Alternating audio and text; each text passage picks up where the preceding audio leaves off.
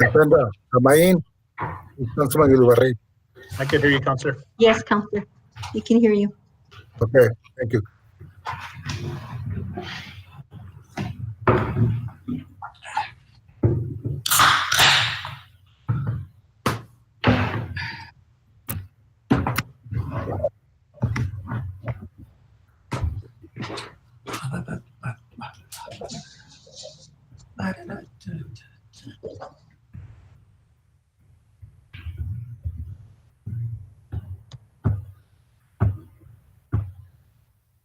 Dr. Taylor, this was still being streamed on YouTube?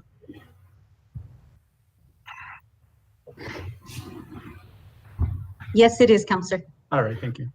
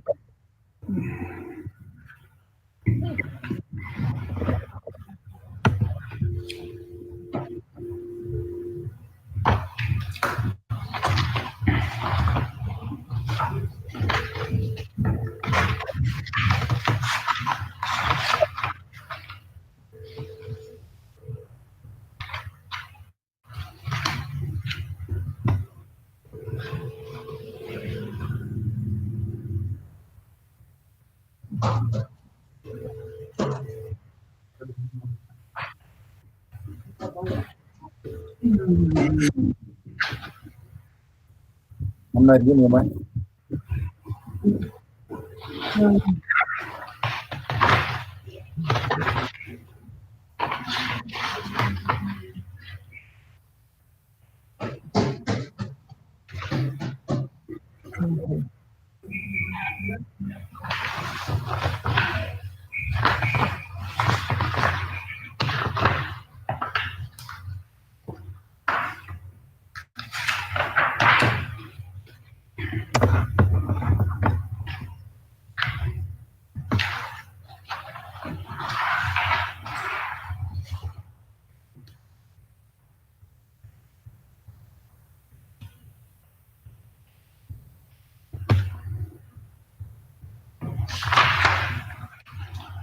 So I just texted the mayor. He's downloading Chrome and should be able to join us in a minute. Thank you.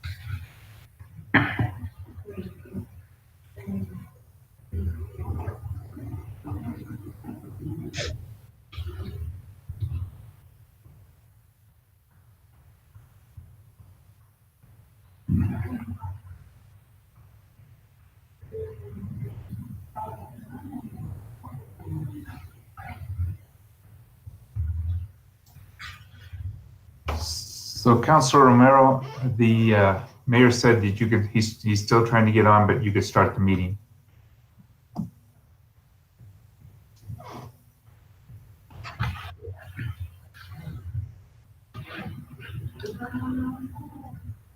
You're muted, Councilor Romero.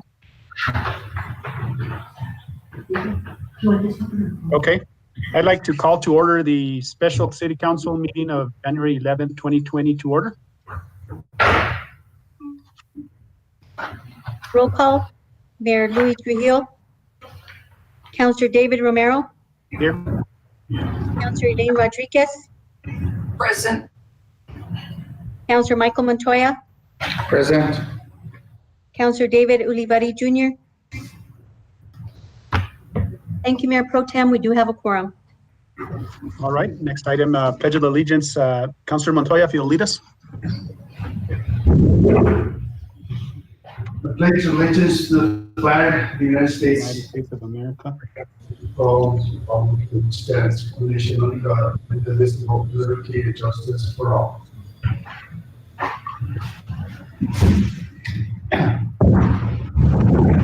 Councillor Neil Bree, will you lead us for a moment of silence?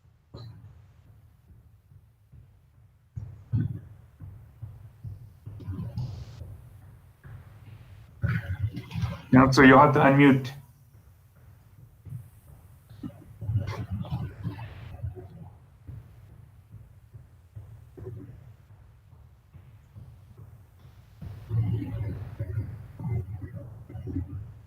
At the bottom of your screen, you'll see that red button. Just click on it.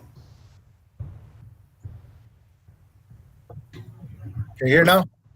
Yes, sir. Okay. A moment of silence for the victims that passed away here in our city and around the world. Keep all the families with our prayers and keep us safe from this awful COVID. Amen. Amen.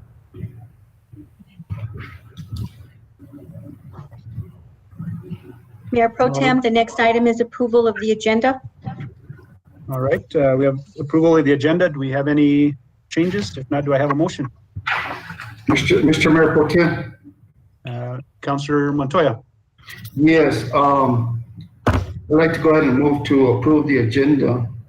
We do have a couple of changes as far as the minutes of December the 19th, Okay, and that is on page 2.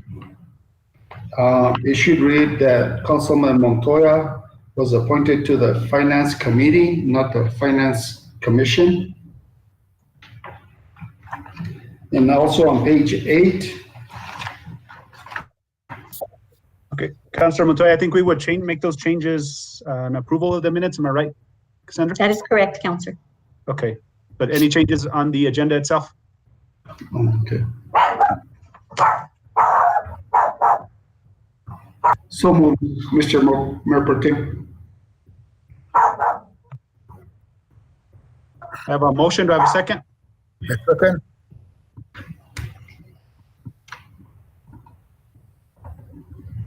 I'll second. Julie Barria already in there. Roll call? Counselor Rodriguez, Yes. Counselor Romero, Yes. Counselor Montoya, Yes. Counselor Olivari Jr. Yes. Have a motion by Counselor Montoya, second by Counselor Olivari Jr. Thank you, Mayor Pro Tem. Motion carries. All right. Next item, we have public input. Mayor Pro Tem, I do have one message for public input, and I'm going to go ahead and read it into the record, if I may. Yes. This is from Elizabeth Juarez.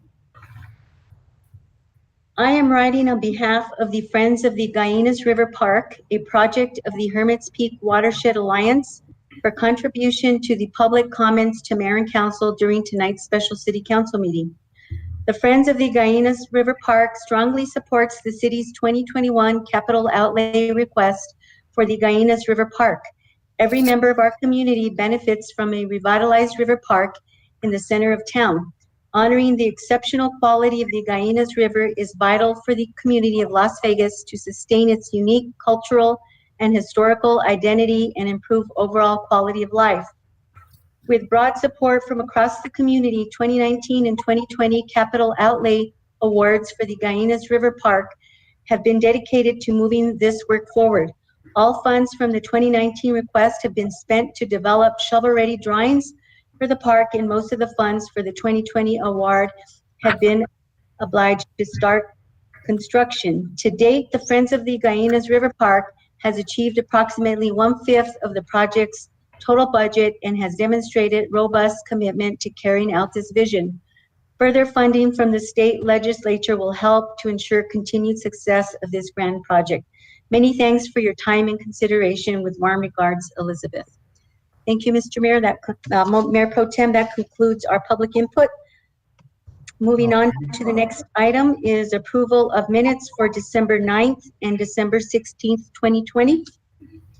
All right. Councilor Montoya, you had some changes? Yes. I move to approve the minutes as followed of December the 9th and December 16th with the following changes. On page 2, it should read that I was appointed to the Finance Committee, not the Finance Commission. And on page 8, item number 5, under the roll call vote, Councilor Romero should be indicated as abstaining. I believe those are the only changes that I have. Okay, with those changes, I have a motion. Do I have a second? Second, Mr. Protean. I have we have a first and a second. All in favor? Aye. Say aye. Yes. Those opposed? The ayes have it. Motion carries. Next item on the agenda, Mayor Pro Tem, are business items. We have one business item, the prioritization of projects from the ICIP list for presentation to our legislators for possible legislative funding. We have our Community Development Director, Bill Hendrickson. Go ahead, Bill. Mayor Pro Tem and Council, good evening, and hopefully this will go smoothly, trying to do this all remotely. I'd like to go ahead and display the priority list that hopefully you all have in front of you, and let me see about displaying it.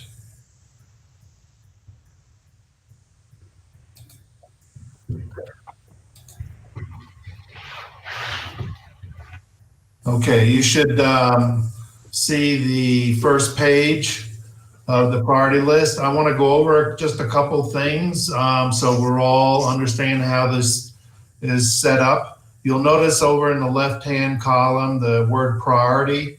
You can go ahead and just disregard that. That is the priority listing that we approved a couple months back. But it's also a reference number for us to refer back to the ICIP listing so we can find the projects as we update them and so forth. In addition, I'd like to advise you that we met with the North Central New Mexico COG and discussions on how to do this capital outlay. And I'd like to just bring up a few things, what they talked about. One, they suggested we create a summary list, and they provided us a spreadsheet to do that, and I think it's a very good idea. And this is a summary list of the projects that we talk about tonight and we prioritize. And we put those on this spreadsheet and along with any documentation, which will be primarily any information we want to submit with the project along with the application for the capital outlay request. Now, one of the things that we need to all know is that we have a total of 40 some odd, 42, 43 projects on the ICIP list. And on these pages that I'm going to be displaying here tonight, we have 24 listed of those 42, 43. And from that list, it's been recommended that we whittle this down to those projects we really deem important to Las Vegas. And the reason why they said this is that if we give them too many, they may select a product that or a project that we're not really highly interested in having supported rather than, let's say, a water project. So since water is very important to us, maybe we should consider water projects as being high on our priority list. In addition, when we do submit the projects to our legislators, part of this process is going to be the summary sheet with all the information. We will email that to the legislators. But in addition, only those projects that we submit a request for outlay will show up at the legislators on their list. So all the other projects, if we just select 10, then the other 33 projects will just remain on the ICIP listing. They won't see those. So that in general is all the information for getting us started tonight on looking at these projects and deciding which ones we really feel that we should submit to for capital outlay. Now, if you had a chance to look at the projects, I've got them broken down into utilities, solid waste, facilities, roads, the police department, and parks. And within each one of those categories, I've listed as best as I could in order of projects that the staff for those areas have recommended as a high priority for you to consider. And the amount of money that would go into the capital outlay request is in the fifth column, just to the column left of the director's priority. It says amount request for 2022. And that would be the amount that would go on the application when we submit that for request for funding. So if you have any questions, I'll be happy to answer any questions you have about up to this point. Hi, Bill. Hi, everybody. Sorry, I had some technical difficulties. I thank you, David, for starting the meeting. I'm on my phone. Kenny's trying to get my computer going as we speak. So I had a talk with Roger Romero and Isaac Casados, who's working for Roger and Ambrose, and for Liz Stefanix, and they're saying that our best bet this year, and the Speaker of the House is recommending that we submit a priority list of 6 projects that would be funded fully. They're trying to avoid any kind of funding that would be in phases. So that's the only word that I had this weekend when they were calling me about this. They were saying if we could prioritize 6 projects that would be funded fully, that would be better for them. And the Speaker of the House was so was also encouraging that.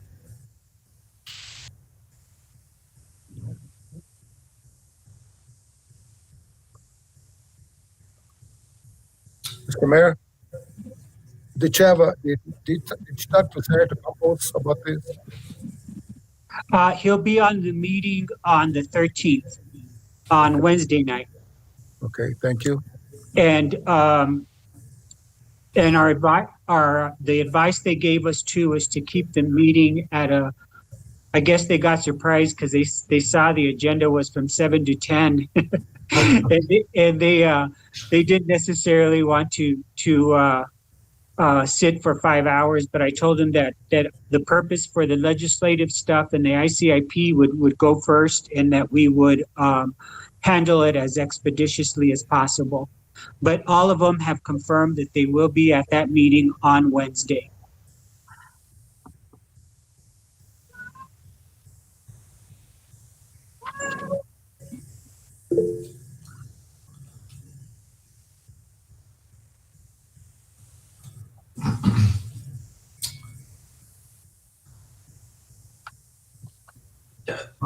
So council, if you have any questions on the sheet, we could move forward with each of the directors if you so desire, discussing the projects, or would you prefer to just ask questions to us? That's what I was going to ask, Bill. Do you want us to raise our hand and then you'll just select us as we go through? Well, with the display, I can't really see anybody. All I see is my desktop. Let me see. Do we need to keep the project sheet up on the screen? I don't think so. We'll have a couple of questions. I think everybody has a hard copy there. It's just that when people are not muted, we're going to get that loud noise. So we're going to have to mute every time we talk. I'm handling that, Counselor. I just had some questions regarding some of these issues in comparison to the comprehensive plan of 2020. So I don't know how you want to move forward with this. You want us just questions? I think that would be best. If it's a road project, then we can have Public Works or utilities discuss it. The same thing with utilities or parks or anything like that. My first question is in regards to utilities, since that's the first kind of list on our priority. And in going back to the comprehensive plan, one of the recommendations it looked like it was a high priority recommendation, was looking at replacing meters. And that was going to take a 3-year project starting in 2021. And I thought that was a high priority given all of the resident complaints regarding their meters and the utility bills. So I was wondering where in the utility project and description is there for replacement of meters? I didn't see it and I may have overlooked it. Councilor Rodriguez, this is Maria. Here, let me turn my camera on for a quick second. The meters were all replaced starting in 2012, I believe, and were completed by 2013. So there will be another round of, not really of meter replacement, because they're replaced as they start to slow down or there's an issue that we find with them. The next step is actually going to be an upgrade from AMR to AMI, which will allow for even quicker and more immediate ability for customers to see what's happening with their water meters. So water meters have already been replaced. So in the recommendation that we approved for the plan, were we not informed? I guess, shouldn't that have been annotated in our plan that, you know, the meters have been replaced? Because it says here new meters will start being phased in over the next 3 years, and this is 2020. And then over in the other part it says starting in 2021. So I guess I was confused with that. That could be in our next phase, which the meters last about 10 years. And so the ones that we started replacing, that were replaced in 2012, we would start looking at replacing, but we replace them as needed. Okay, so are you planning on replacing meters starting this year? I guess is my question. We're replacing them as needed. We're not going to be doing a mass meter replace. The majority of meters are operating just fine, and they can run hundreds of dollars each. So we won't be replacing them until they need to be replaced. Okay. I have another question regarding, again, the recommendations. I guess what we probably need to do is get an update in regards to this comprehensive plan as far as what we've already completed, based on the different directors updating the council, I think, on what has already been done in regards to this comprehensive plan.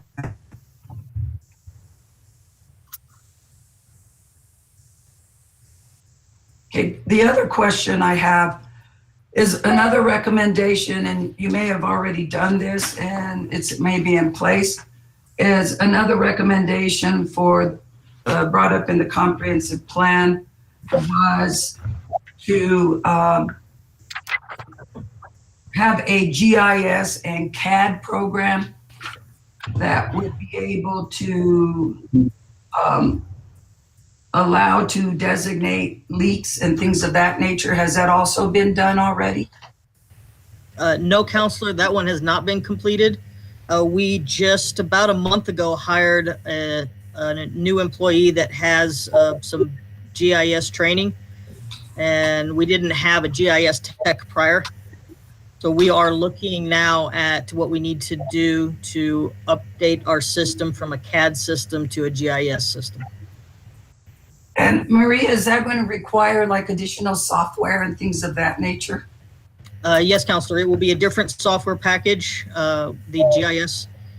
And it'll also involve a lot of manual labor, locating each individual meter, hydrant, or any other infrastructure using GPS. The initial round will be time consuming, but once everything is inputted correctly, it'll be a very nice system. But yes, we do need software, and we do need some manual labor on that.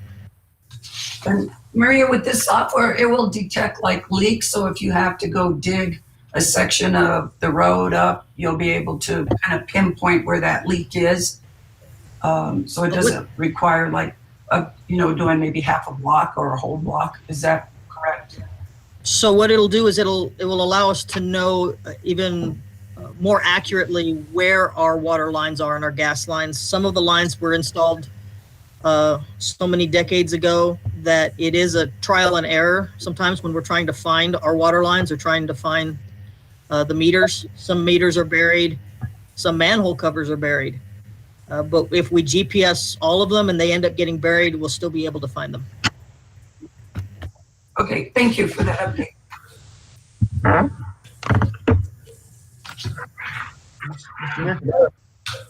This is Councilman Ibarre. Good afternoon to everybody. We got 40-some projects on this list, and 13 of them have been already funded, partially funded. I think we should stay with what's funded already and see if we can improve any of these projects more. There's some other projects that we need to look at.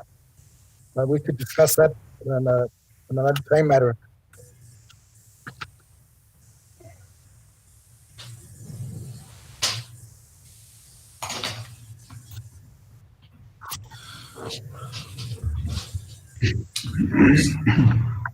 So, council, so would you prefer to go over these projects one at a time and decide whether we keep them on a high priority list or I'm looking at the ones that are already being funded. Those are the ones that I'm looking at, and that's what I would look at first, and then look at the rest of the rest that need to be funded. We're looking at here Sudan has been funded so much money. We're looking at the wastewater. We're looking at the street water line section. We're looking at Sudan. Okay, we would be looking at that. The water treatment plant. The water treatment system, the annual leads, that's been funded already. Our streets, national, have been funded already. We've got quite a few projects that have been funded already.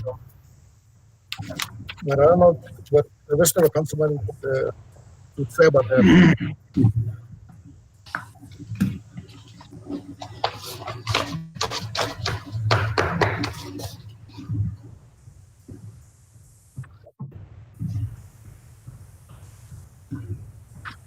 Mr. Mayor?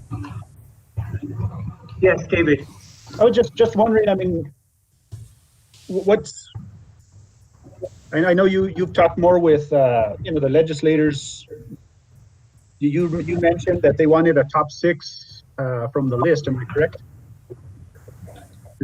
They're very interested in projects that can be funded fully.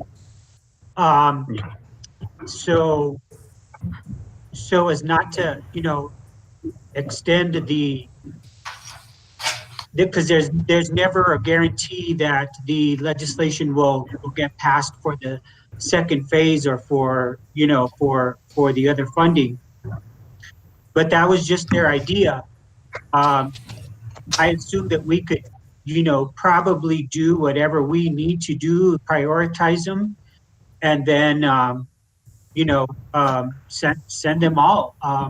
But they were recommending that we come up with a short list absolutes that we need to get done, and that would be funded fully.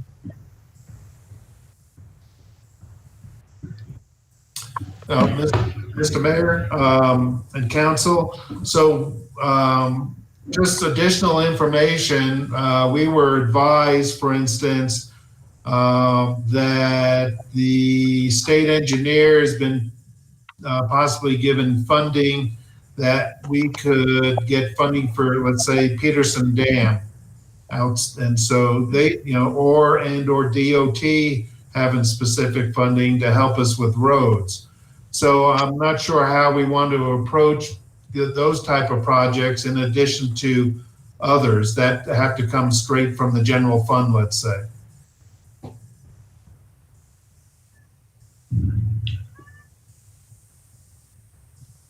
Yes.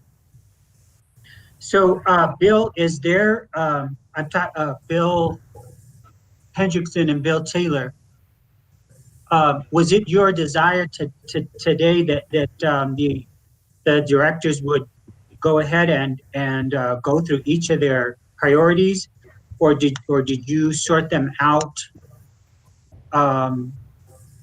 already? Mr. Mayor, I think it'd be good for the directors to go through all of these. They're the ones who are most familiar with these projects, and they could also address, the phasing of the projects and whether that's a good idea, given what we just with the information that was given to you by the legislators.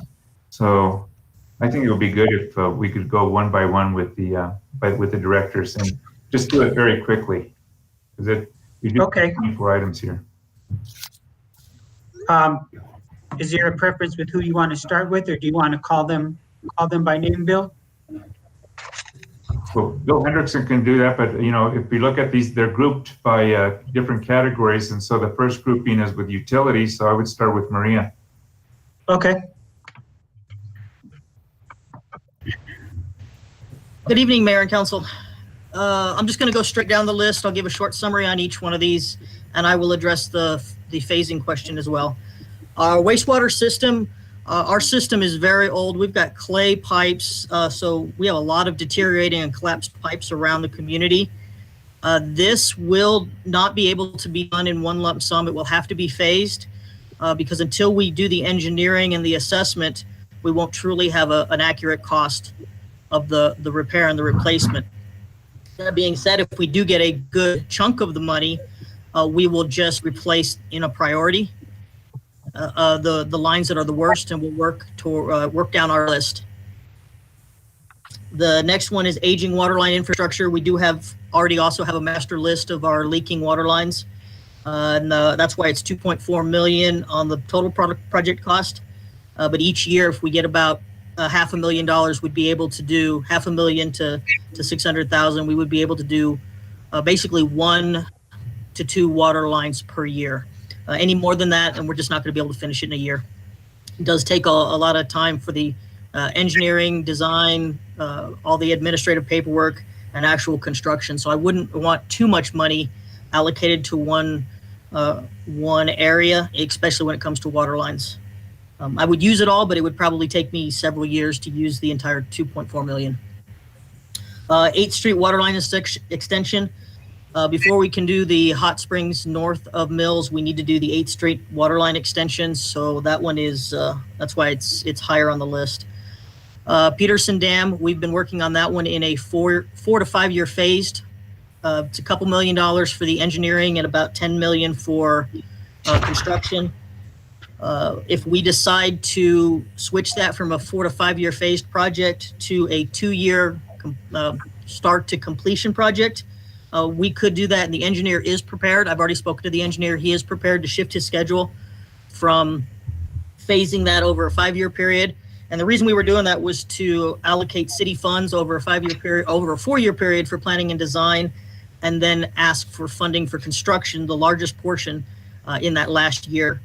But if we could seek the entire amount, it would be about a 2 to 2.5 year project to finish the engineering, get through design, get through OSC's evaluation, and complete construction on Peterson. The utility extension for High Plains Meat Processing, we had looked at the cost of getting utilities out to them. So this would be the cost of, this is the construction cost. These original prices were generated based on going directly to a contractor. So if we seek capital outlay funds for this, the price may go up because we may be required to engineer all of the utility line extensions. Do you want us to ask as we go along, or you want us to wait till the end? Could you, Counselor, could you wait till the end and then we can come back because I may answer your questions? Okay. Water treatment plant O&M improvements. We regularly have pumps, motors, mixers, facilities that's settling. We're always having improvements that are necessary. We've got some filter beds that 4 filter beds, and we're looking at whether or not we need to rehabilitate them or replace them. So that would also be something that would be phased, only because we can't really take the whole system down at one time. We would have to do that in phases. The SCADA system, we've already sought and received funding for a portion of that. And if we receive the rest of the funding, that one we could probably do in one lump sum if we had all the money to finish the project. Annual leak repair and replacement. That one, again, is always going to be needed for phasing. That's a good portion of that is the leak inspections that we would like to have every few years. That is lower on the list. Many of the ones I've already mentioned would be much more beneficial to the community.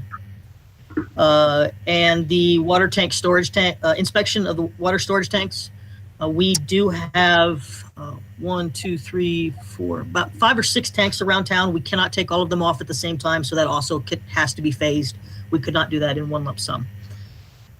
Does anybody have any questions for the water and wastewater projects?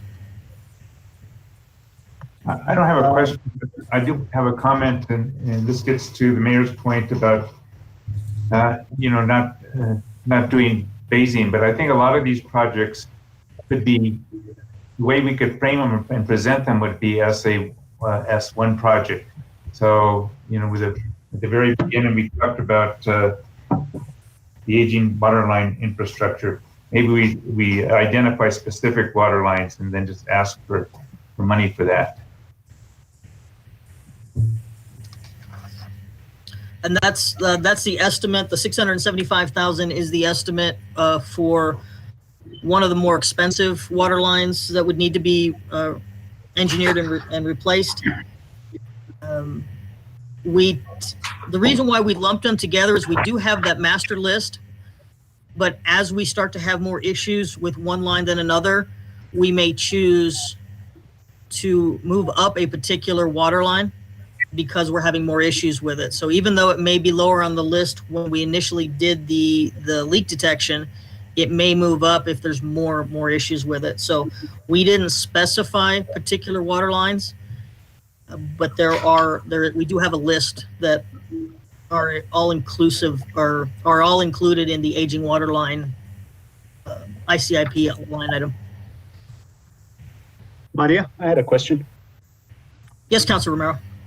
Okay, my question is on the utility extension for High Plains Meat Processing. First off, Yes, how did that get on the priority list? I mean, most of the other items I'm aware of, but that one, came out of nowhere, ahead of some other stuff that we need. And the other that I've heard in the community, and I don't know because I know they gave a presentation, but that we've committed grants and other money towards this project, and it's a private. And I know, their intentions are to hire local people, but we've never had that discussion where we've committed grants or anything to that to that company. So how did this make the list? Councilman Romero, this is. That was my concern also. So there's no grants or anything else that we're looking at right at this moment.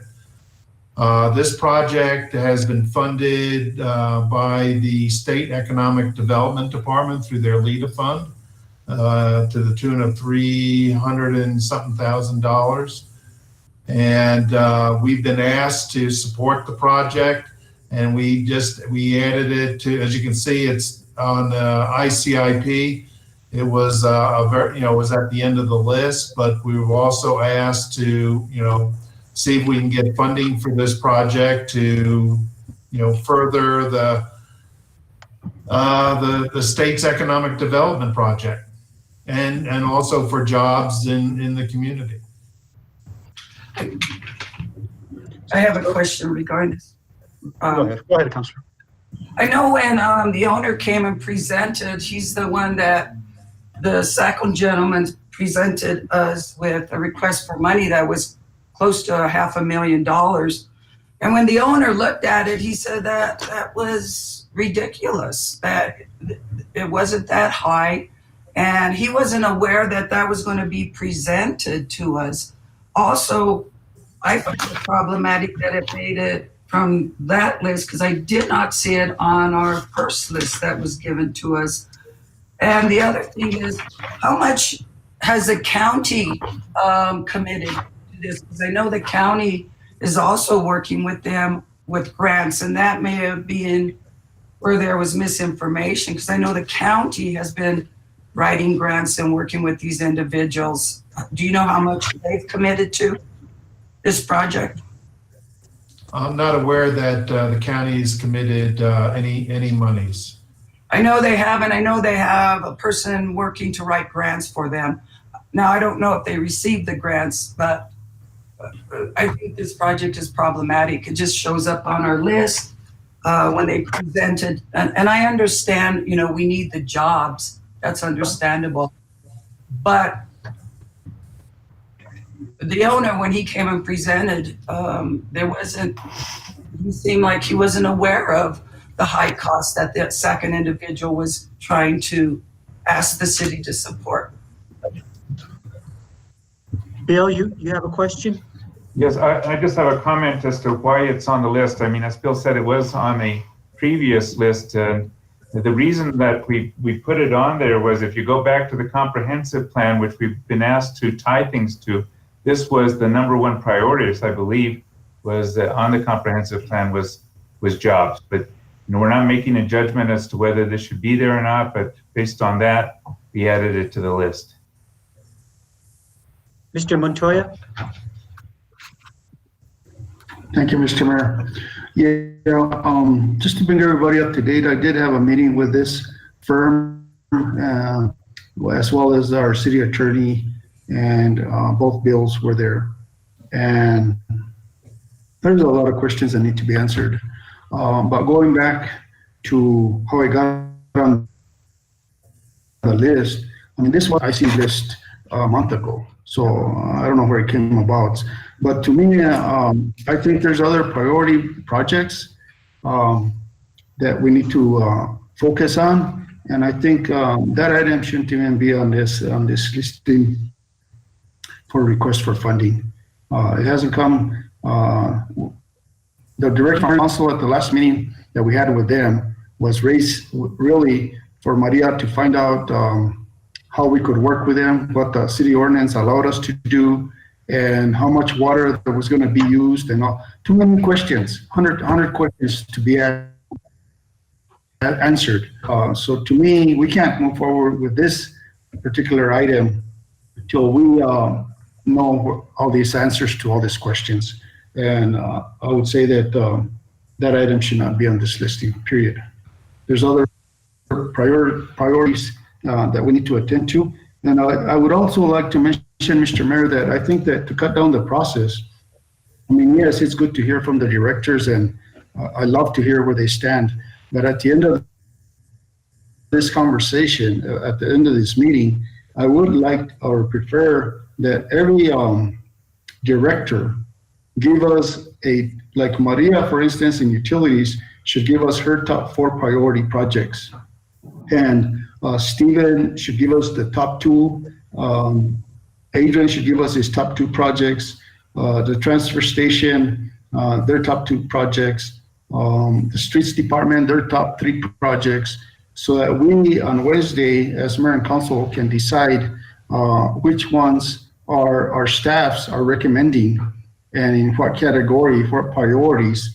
And then as mayor and council come together after listening listening to our senators and representatives, we can have a better view as to what to bring every project together and which ones are more important than others. And by then, by Wednesday, hopefully, after we hear from the directors, we can make our own lists from the top 6 priorities, and then the top 12. Each mayor and council can do their own priorities and then come to a conclusion as to what we're going to submit. I mean, I know we can submit the whole list, and that's fine and dandy, but when the numbers come to crunching time at the legislature, it's good to set at least your top 12 priorities and then look and see how much money is all involved in all this. So just, I don't know, that's my kind of input on this. Thank you. Mr. Montoya, are you recommending that process happen now? That the directors present their top priorities tonight so that we could be prepared for Wednesday?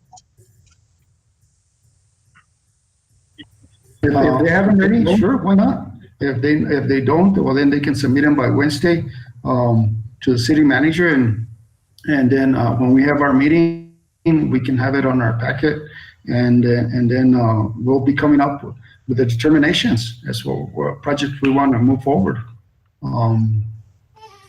I don't know how else we would want to cut this list without input from them and without their because a lot of these projects, you got to remember that some of them road projects, we might be having other fundings, like Mr. Taylor said, through the DOT. The DOT, the way I've heard it is they're going to have extra funding, hopefully, this year. And believe it or not, probably Washington with new administration and members of Congress, I think they're going to pump a lot of more money out into the states because there's a lot more need. So one of them is going to be the DOT. And I think some of these road projects the funding might come through them.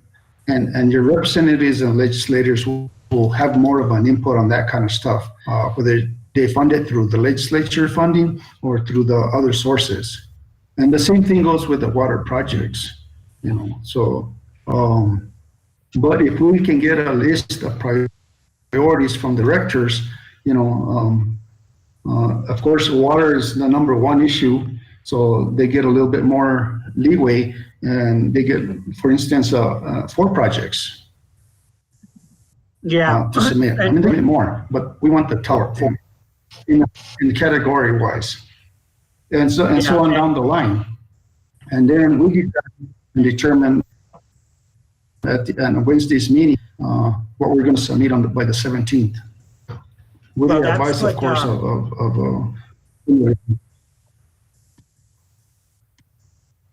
that's what I thought this meeting was for tonight. So if we want to proceed, yeah, if we want to proceed in that way and have the directors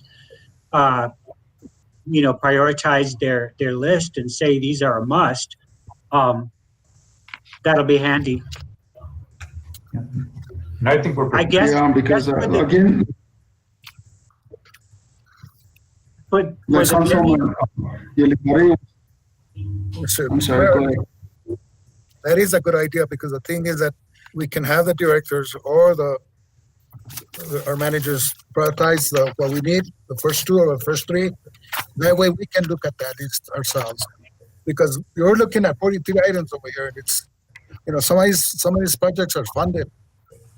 They're on the way to work on them, If our directors can do that for us, get the two main ones that we need to work with, I think that would give us a better view of what we can do. And Mr. Mayor and councilors, I think we're prepared to do that. So not speaking for Maria, but I think she can tell us what she thinks is the most important. Okay. So do you want me to still finish with all of utilities and then give you my top 4, or only talk about my top 4? I would I would prefer that you maybe give us your top 4. And then, if Bill and Bill could, get that list that you have and still bring it up forward, I think every one of your project is important. My priority, just so everybody knows, is economic development and jobs, just for the record. So I know that's an important piece of that we have to look at in the community. I know water is important as well, but if maybe what you could do is present your top 4 now, and then submit your list of the other projects that are right below that. Does everybody agree with that? If I might, Mr. Mayor, the one comment I would have is maybe I could. Go ahead, Is Maria. maybe I could give some information. Maybe I could give some information on some of the other projects that might trigger a counselor to ask me some questions, which might make that a more priority to a counselor.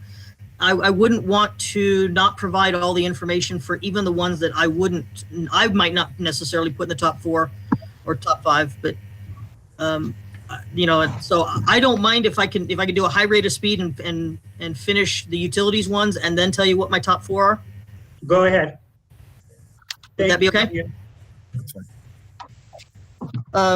So I think I left off with the water storage tanks, and if I might add a quick thing on the utility extension for High Plains Meat Processing, our wastewater plant does not have any treated water, and we do not get any of the water back that does go to that side of I-25 because we don't have a wastewater system there either.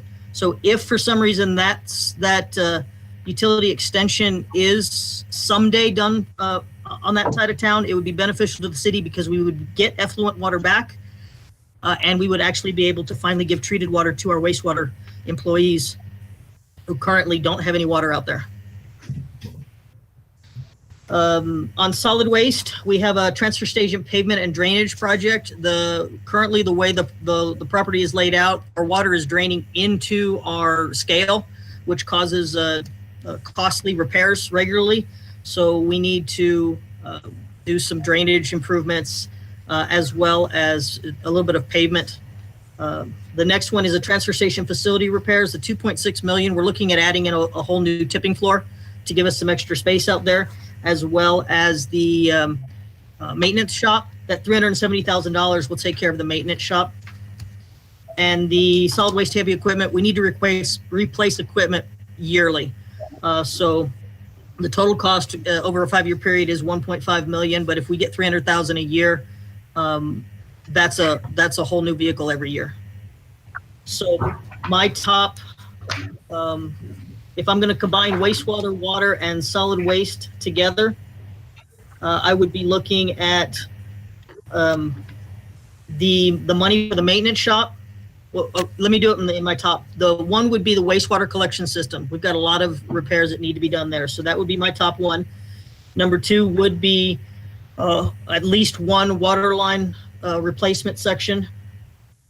My third one would be the 8th Street. Maria, Yes. can you just give us a number of your priorities? They're all numbered, The one there on the left side, the projects. because I'm going in order. Yeah. What's actually on that list is my priority. The wastewater okay. collection system, which is listed as 2 on the first page. Okay. That is my number Yes. 1 priority. Okay, The aging water line infrastructure would be my 2nd priority. okay, The 8th Street water line extension Right. would be my 3rd priority. I would jump down because we're already in the middle of it. I would jump down to the SCADA system as my 4th priority. And these are for the water. And then 5th, my understanding is they would consider Peterson Dam kind of out of a separate pot of money. So I don't know if I need to include that in my top 4 here, or if that could be considered as a backup request from the legislature. And then the maintenance shop for solid waste. what number was that?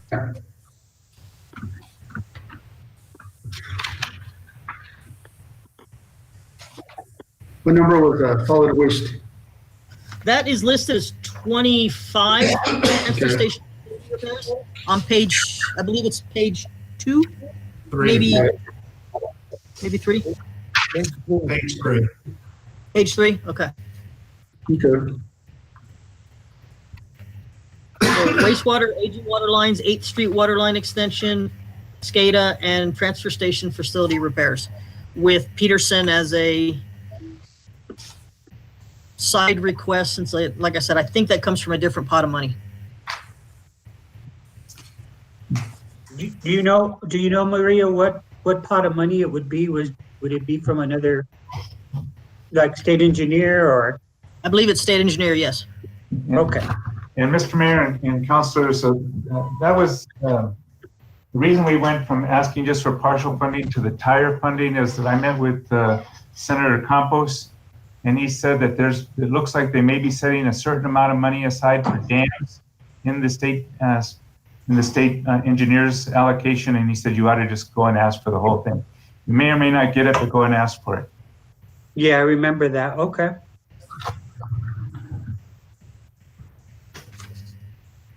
Very well. Thank you.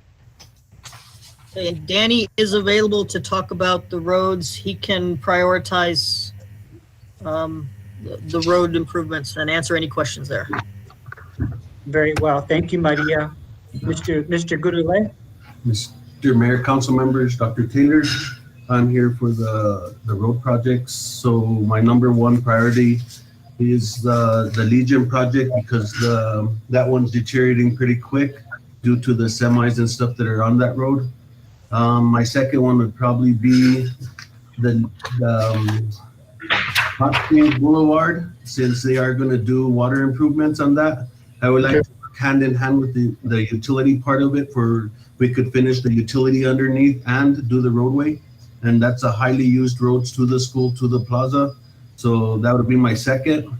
My third would probably be a utility dump truck, snow removal truck. We have one in service now. If that gives out, for snow removal, we're going to be pretty much SOL on that. So that'll probably be my third on that one.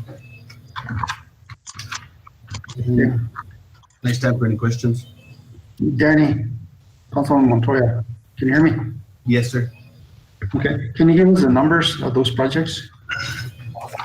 So my number one is going to be 3, which is on page 4. And then number 2 is number 10 on page 4. And then on page 3 is 35. And as far as roadways, they're usually only a little pot of money here and there. I would like to just do a project from start to finish, like the project plaza. When we do depend on the state funds to do it, they're only partial. So it'd be nice to get a road from start to finish as well when we do apply for this. You only gave 3. We wanted 4. What would be your 4th project? Let me see. I guess it would have to probably be probably just the zipper. That'll help to, it'll help the utility side as well as ours and potholes and stuff like that, where we could go ahead and mill it out. We'll get a smaller version, which is a 2-foot one. It'll make cutting out a pothole a lot faster than the jackhammer. Mr. Gurule, 6. did you include number 30 on your list or no? Let me see. 33. Well, it's on page 4. Mountain View, we did receive an additional 400,000 this year. So they are sending out the solicitation letters, which I am going to apply for another, hopefully to finish off that road. It's not, but that's a DOT grant that I use, which is the Municipal Arterial Program grant. So we're okay on that. Yeah, I think so. We did receive an extra 400,000 on that. All right. Mr. Mayor, Yes, sir. Daniel, on your roadway maintenance, snow and removal dump truck, many dump trucks does the city have? And how many times, the only time really I see the dump trucks, they're using them is maybe in the wintertime, unless we're doing potholes on the summertime and that. Well, right now, we only have the two, which is a 5-yard dump truck, and we have a 10-yard dump truck. We went out to get some cold mix, and it broke down in Albuquerque, so we're gonna haul it back tomorrow to see, and it looks like it's a rear end. And as far as snow removal, this truck that I'm asking for will help in snow removal, like the DOT, where they could remove the salt box and add a dump truck to it, and we could use it both summer and winter. Thank you. Mr. Mayor? Go ahead, Mr. Romero. Danny, and I don't know if Danny could answer this or Dr. Taylor. I know Legion Drive, we had applied through the state for funding for that street. Am I correct? Is that no longer the plan?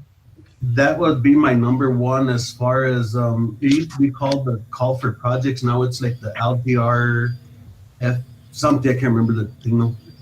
But it is a DOT grant on that one. Okay. So the reason why I'm saying this is, this funding that we're asking for is legislative. So I think that, like Legion, and I believe, I don't know where we're at. I know we applied for CDBG for Hot Springs. I don't know, have we considered that again, or are we doing away with that project through CDBG, Dr. Taylor or Bill, or?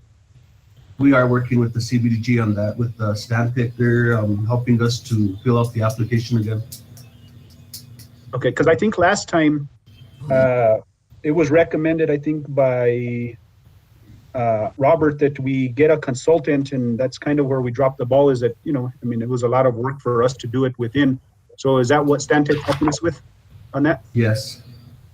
Okay. Okay. And my next thing, to Mayor and Council.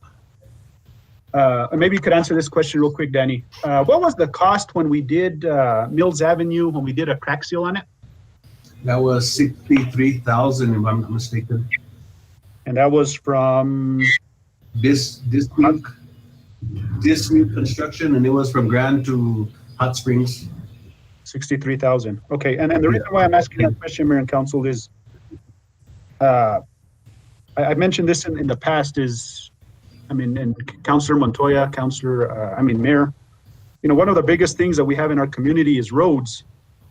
And for the longest time, they've been neglected. And I know we have that pothole machine. I saw Dr. Taylor gave us an update last week, and it should be getting it by the end of the month. But I think we need to also, either invest or, request money to do some type of big city. Request money for, I would say, like a crack seal machine. And I know that's not on your list, Danny.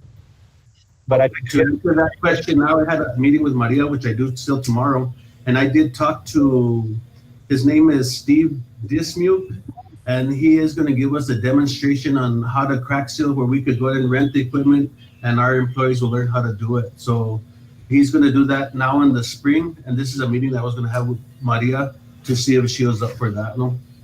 Okay, because it's just. We know what the cost of redoing one road. It's $1 million for 1 mile, and that's not completely redoing it. That's just like a cut and then a relay, if I'm correct. But we need to focus on roads, because if we continue to just wait and wait for funding for certain roads and only take care of certain roads every 2 years, here in the future we're going to be left with nothing. And I think it's very important now through legislative funding that if we can all agree to, one way or another, is put some money towards equipment to help. And I don't know, Danny, if I guess you'll find out more, on what the cost would be to rent the machine. But I'm just saying that we need to be on top of stuff like this, because we need to save our roads, and they're not getting, as years go by, they're not getting any better. My suggestion was to continue to, build the equipment, within our own department. But if it's more cost, I know, it's pretty pricey, but if it's more cost effective to rent, then maybe look at that. But that's what I was going to suggest, is we, start investing in our own maintenance vehicles. I think that your points are right on. In fact, Danny and I met about this last week. and we discussed looking at what it would cost for the machine, and do we have the capacity to operate that machine, and what would it be cost to rent the machine, determine which of those is most cost effective. So we agree, and we're looking into it, but we do have some internal funds that we can use for those kind of things as well. So we get a certain amount of money, certain part of our gross receipts, which is dedicated to infrastructure. Okay. Could I possibly just maybe throw this out there to Maria, Danny, and Bill? Maybe doing like a cost effect analysis or something, just to see how cost effective it would be to start adding those pieces of equipment to the city, and if it would actually save us money, and if we actually had the human resources with the knowledge to put these things forward in the future. It doesn't have to be now for this legislative season, but it might be something worth looking at entirely for the entire city. To come up with a cost analysis on purchasing some of this road equipment.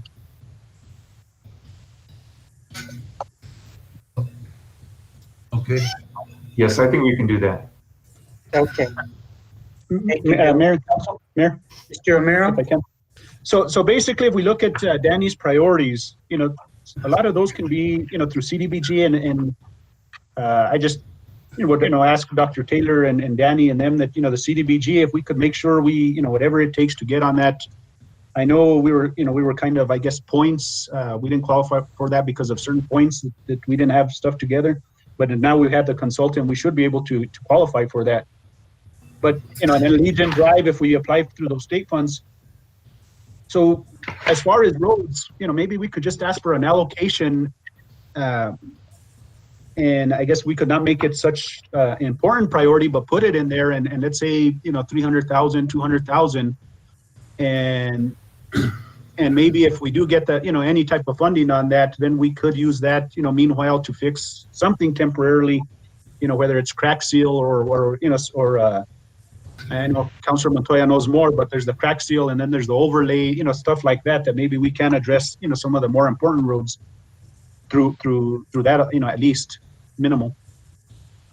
And the CDBG and the other grants aren't promised either. There's a lot of entities that are actually fighting for them funds as well. So it's nice to try to get some to anywhere we could get, any funding source that we could receive for roads.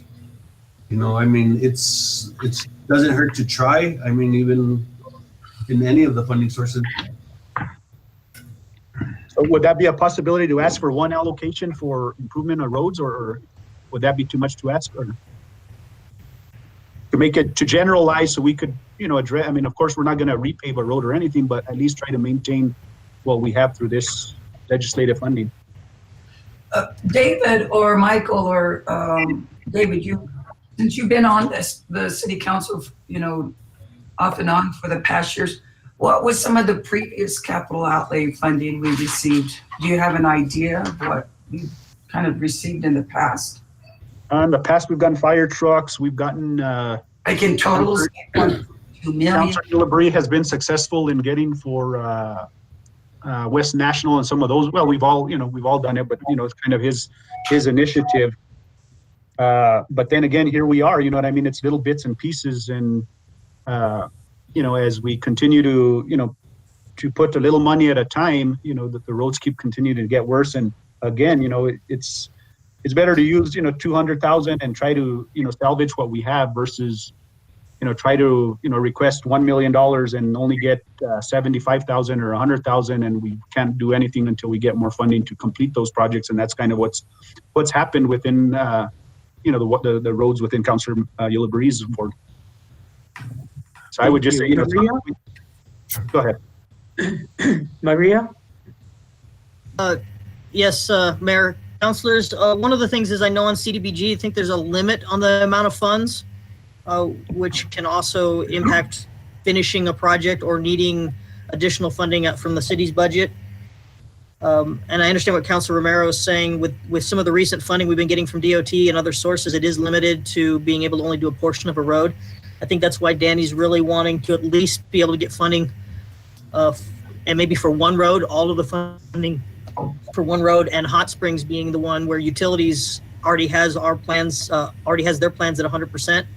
But we've been waiting so that we could try and do the road in conjunction with the utilities.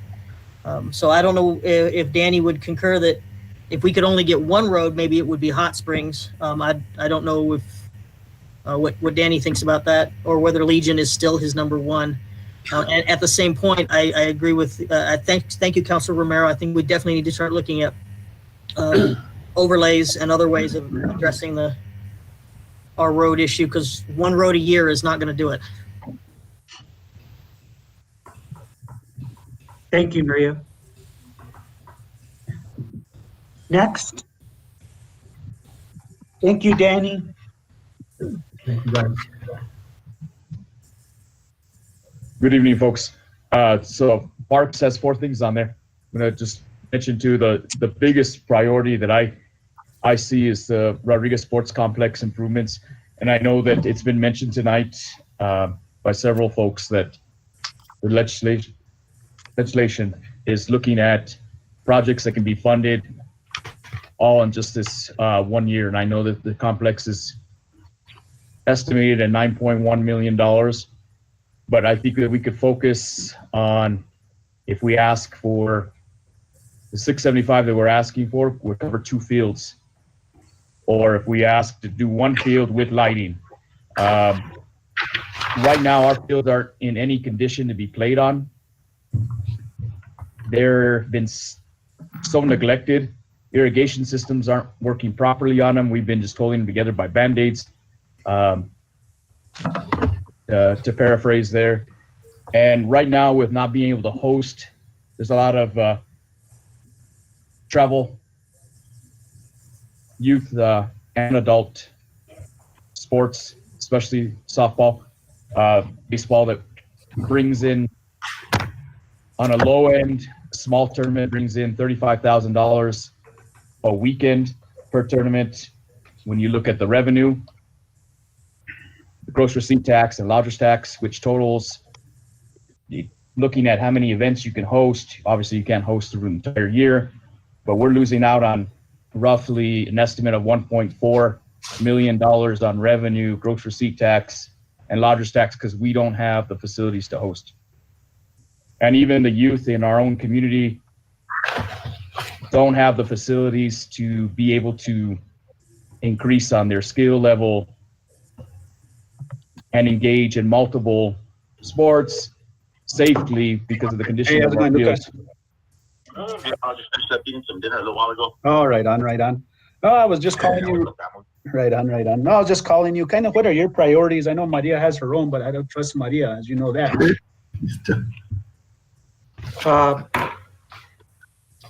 Sorry, folks. So just to go off of the Rodriguez Sports Complex, we've received $70,000 this past year.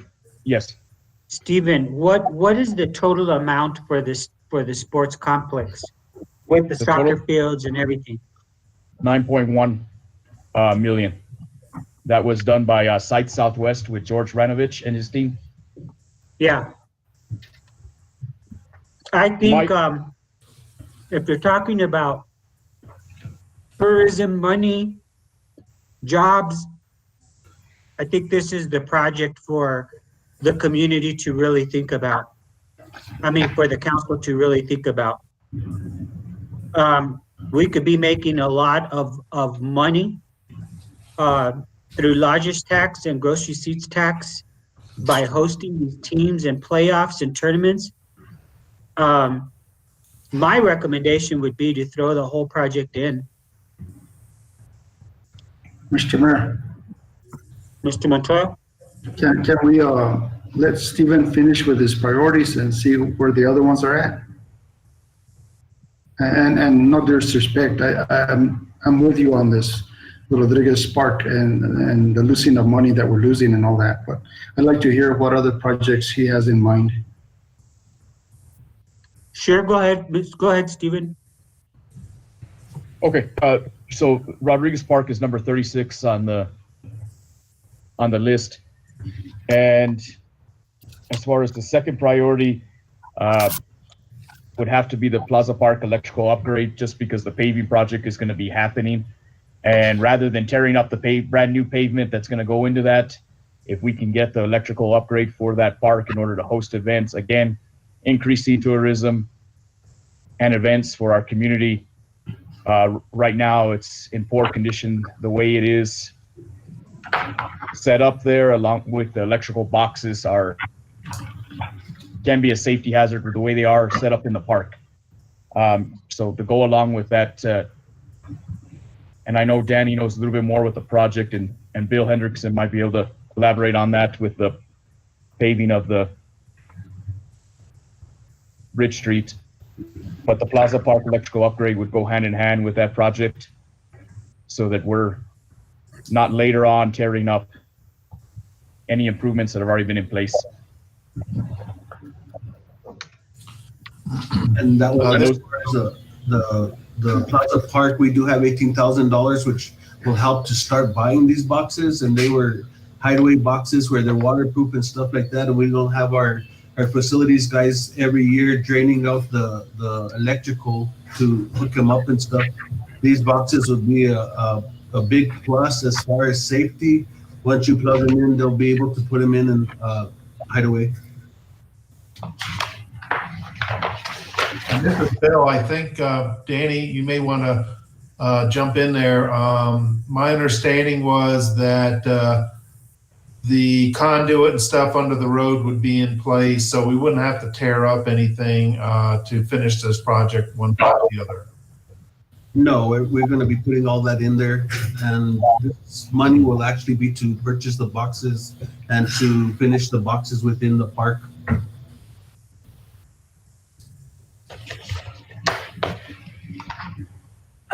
I have a question. Bill, I would still keep that as a number 2, so that that project is fully completed and we can move on to the next, instead of leaving it unfinished.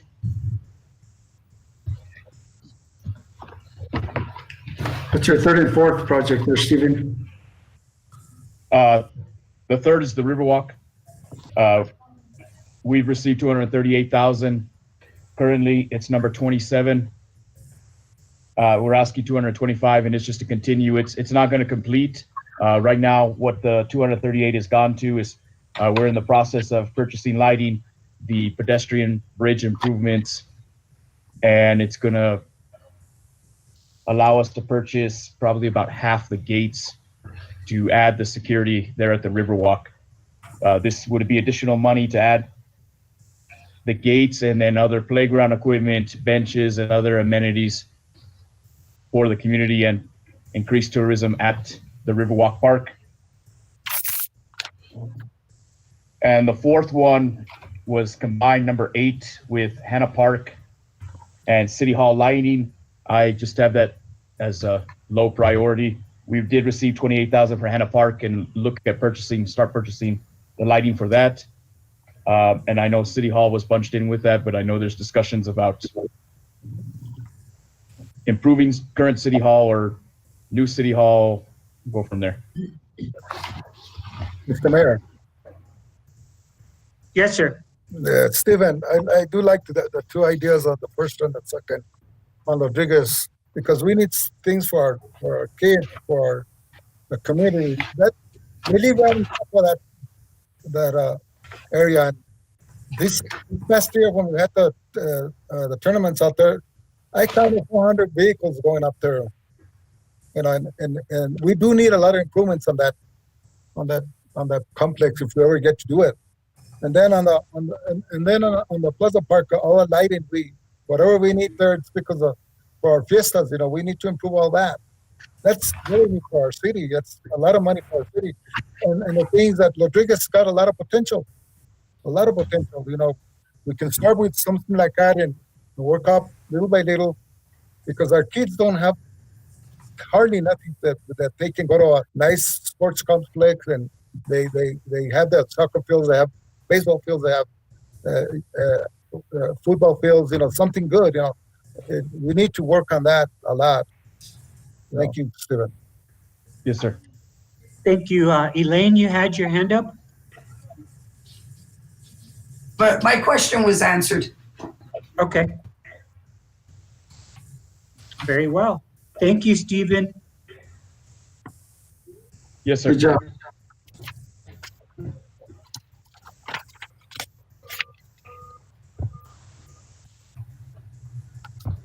Who's next, Bill? Well, the facilities is kind of a mix. So let's start with Wanda. She's got her two projects right up there for Carnegie and the museum. Good Very afternoon. well. Welcome, Wanda. Thank you, Mayor. Good afternoon, councilors. Thanks for having us here. So my projects are have to do with the museum and the library, both historical buildings. Both buildings, I think, have been neglected. There's been some Band-Aid type repairs that that have been done to them, but otherwise, there's not been a whole lot of construction, renovation, upgrade that has been done to either one of those buildings. And so starting with the museum, which was built in 1940, it became a museum in 1956. There is multitude of different kinds of issues, asbestos and black mold being the biggest issues, which are both code compliance issues. The doors and stairways are not ADA compliant. There's heating issues, there's ventilation issues, windows are leaking, the building is shifting, floors are cracking, walls are cracking. It's just huge. If we don't do something to save this building, we're going to end up losing it. And so the plan was to request $100,000 to start. This $100,000 would be to do an assessment of the building and correct the issues as far as the mold and the asbestos. After that would come next year was going to be the request to do the remainder of the building, which would mean bringing it up to par, making it ADA compliant. This also includes the municipal court, and so it'd be the entire building that we are looking at. We did have a rough estimate done by WH Pacific. The rough estimate came in at $3.15 million to $3.3 million. Again, with the rough estimate, there is no numbers to go with that or breakdown. It's just just a rough estimate. And so, again, by next year, we'll have a better idea of what it would entail and a better number to actually take to the legislature. But for this fiscal year, for this session, $100,000 to clean up the asbestos and the black mold that has been in that museum, putting everyone at risk, I think is a huge priority. And so that's priority number one, along with Carnegie. They're both priorities. Carnegie has also black mold, asbestos has been found. I don't know if they got it removed now with the repairs that were going on as far as the tile goes. But even that building was constructed in 1903, went into operation in 1904. I did do a little bit of research as far as other kinds of funding, and from what it seems like is Andrew Carnegie made the funding that he awarded back in 1902 was $10,000 to the city of Las Vegas, and the intent was to make it self-sufficient. As per a formula that was generated, the intent of it was that the municipalities would take care of it. That said, it's a beautiful building, but again, the roof is leaking. The boiler room has mold in it. I know when they tried to paint, there was moisture in the walls. The boiler room is also the basement area, according to the manager there, is deteriorating. The pillars themselves are cracking and deteriorating. Again, if we don't do something with this building, we are going to end up losing this building. Again, speaking with Bill and doing some research a little bit, it doesn't look like these two buildings have had a whole lot of attention. They are historical buildings. They're beautiful buildings. And I think that $100,000 to request through the legislature to get funded to remove and safety for our staff is a small request. And then from there next year, looking at Carnegie, but also through WH Pacific, and a rough estimate was ranged at 1.85 to 2 million.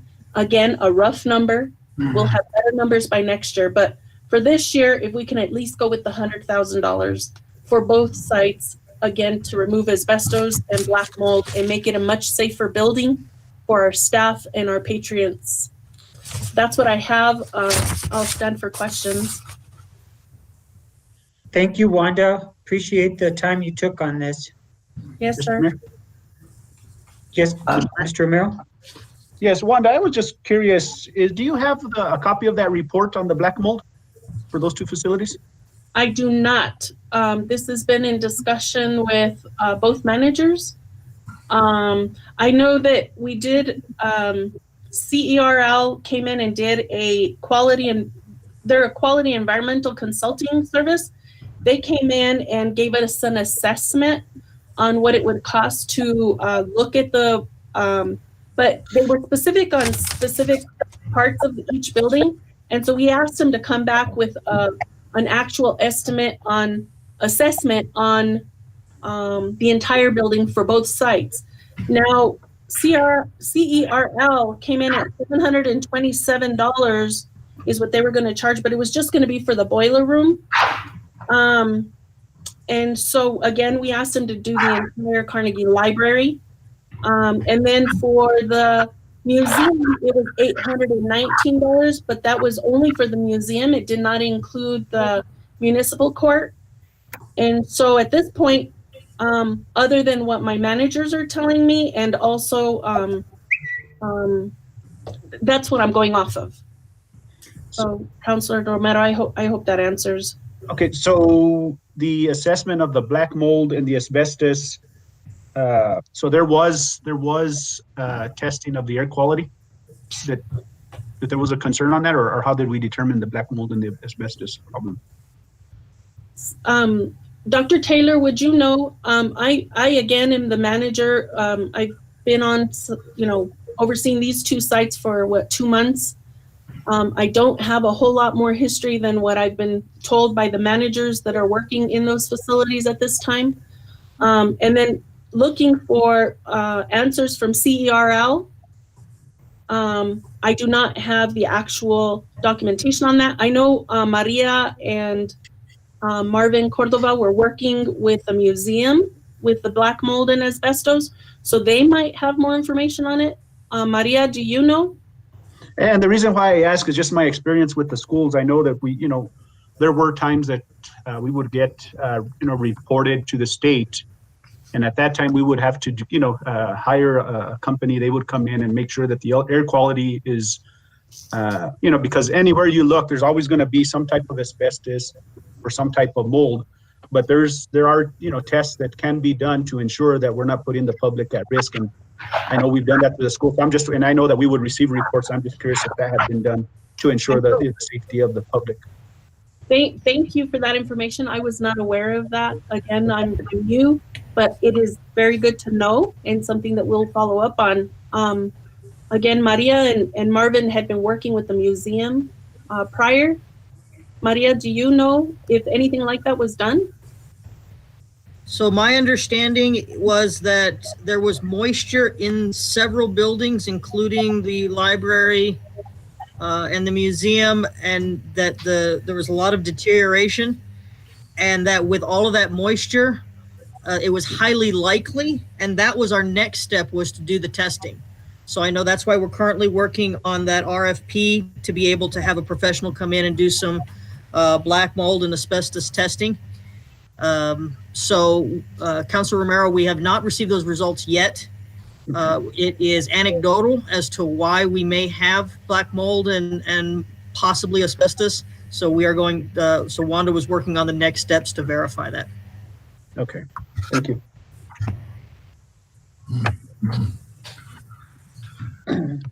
Thank you, Wanda. Yes, sir. Thank you. Who's next, Bill? Yep, I'll talk about the next three. Old Okay. City Hall reconstruction. We have a $59,000 that we're putting into the analysis of the building to give us an estimate on the roof structure. So that's in process right now to get that analysis done. We have an additional $100,000 that we've been granted, which could go into the repairs in the attic when we find out what is required. So at this point, we're not sure as far as that's concerned until we get the architect in there, and we're working on getting that to happen. The end result was through Dr. Taylor and I talking, we might as well ask for the whole amount. Again, you have a project that we're piecemealing, and in the meantime, it's also deteriorating. And so I don't even think we're hardly even keeping up with the deterioration at this point.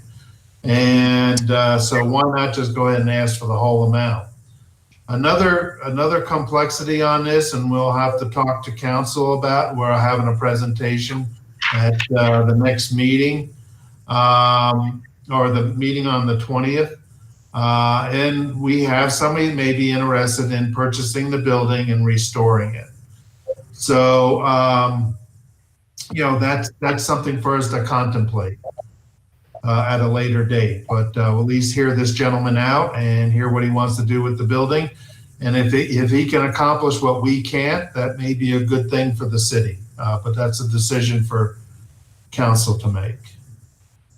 DBIB, I just got noticed on Friday that I've been working with a company that's going to be doing food distribution. They are supposed to write us a letter of intent to buy a lot and put facilities in there for distributing food.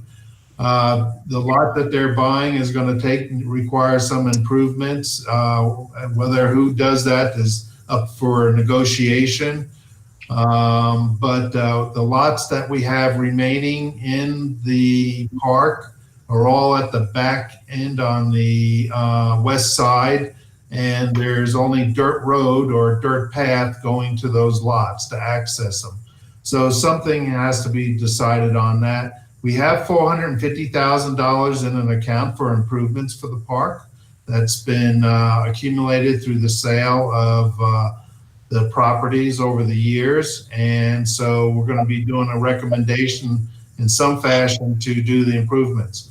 So I have, as I mentioned, I'm expecting a letter of intent on one lot for this facility.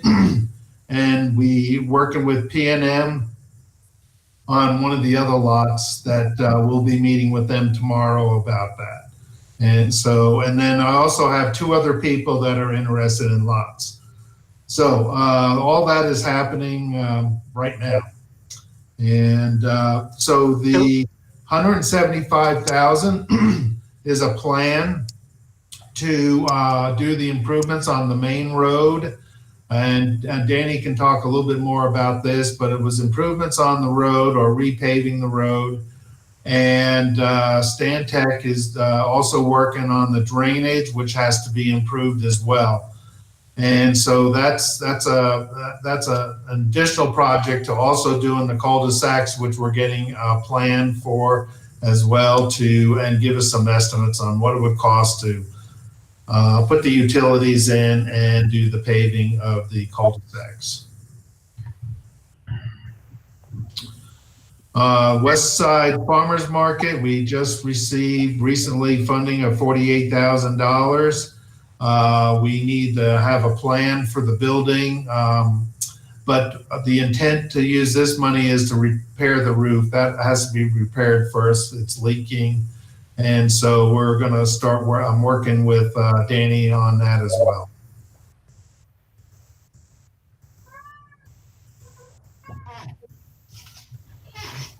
Thank you, Bill. So, Bill, we've got 5 projects listed there. We didn't rank them. I think Wanda certainly made a case for the first 2, but we want to rank these projects.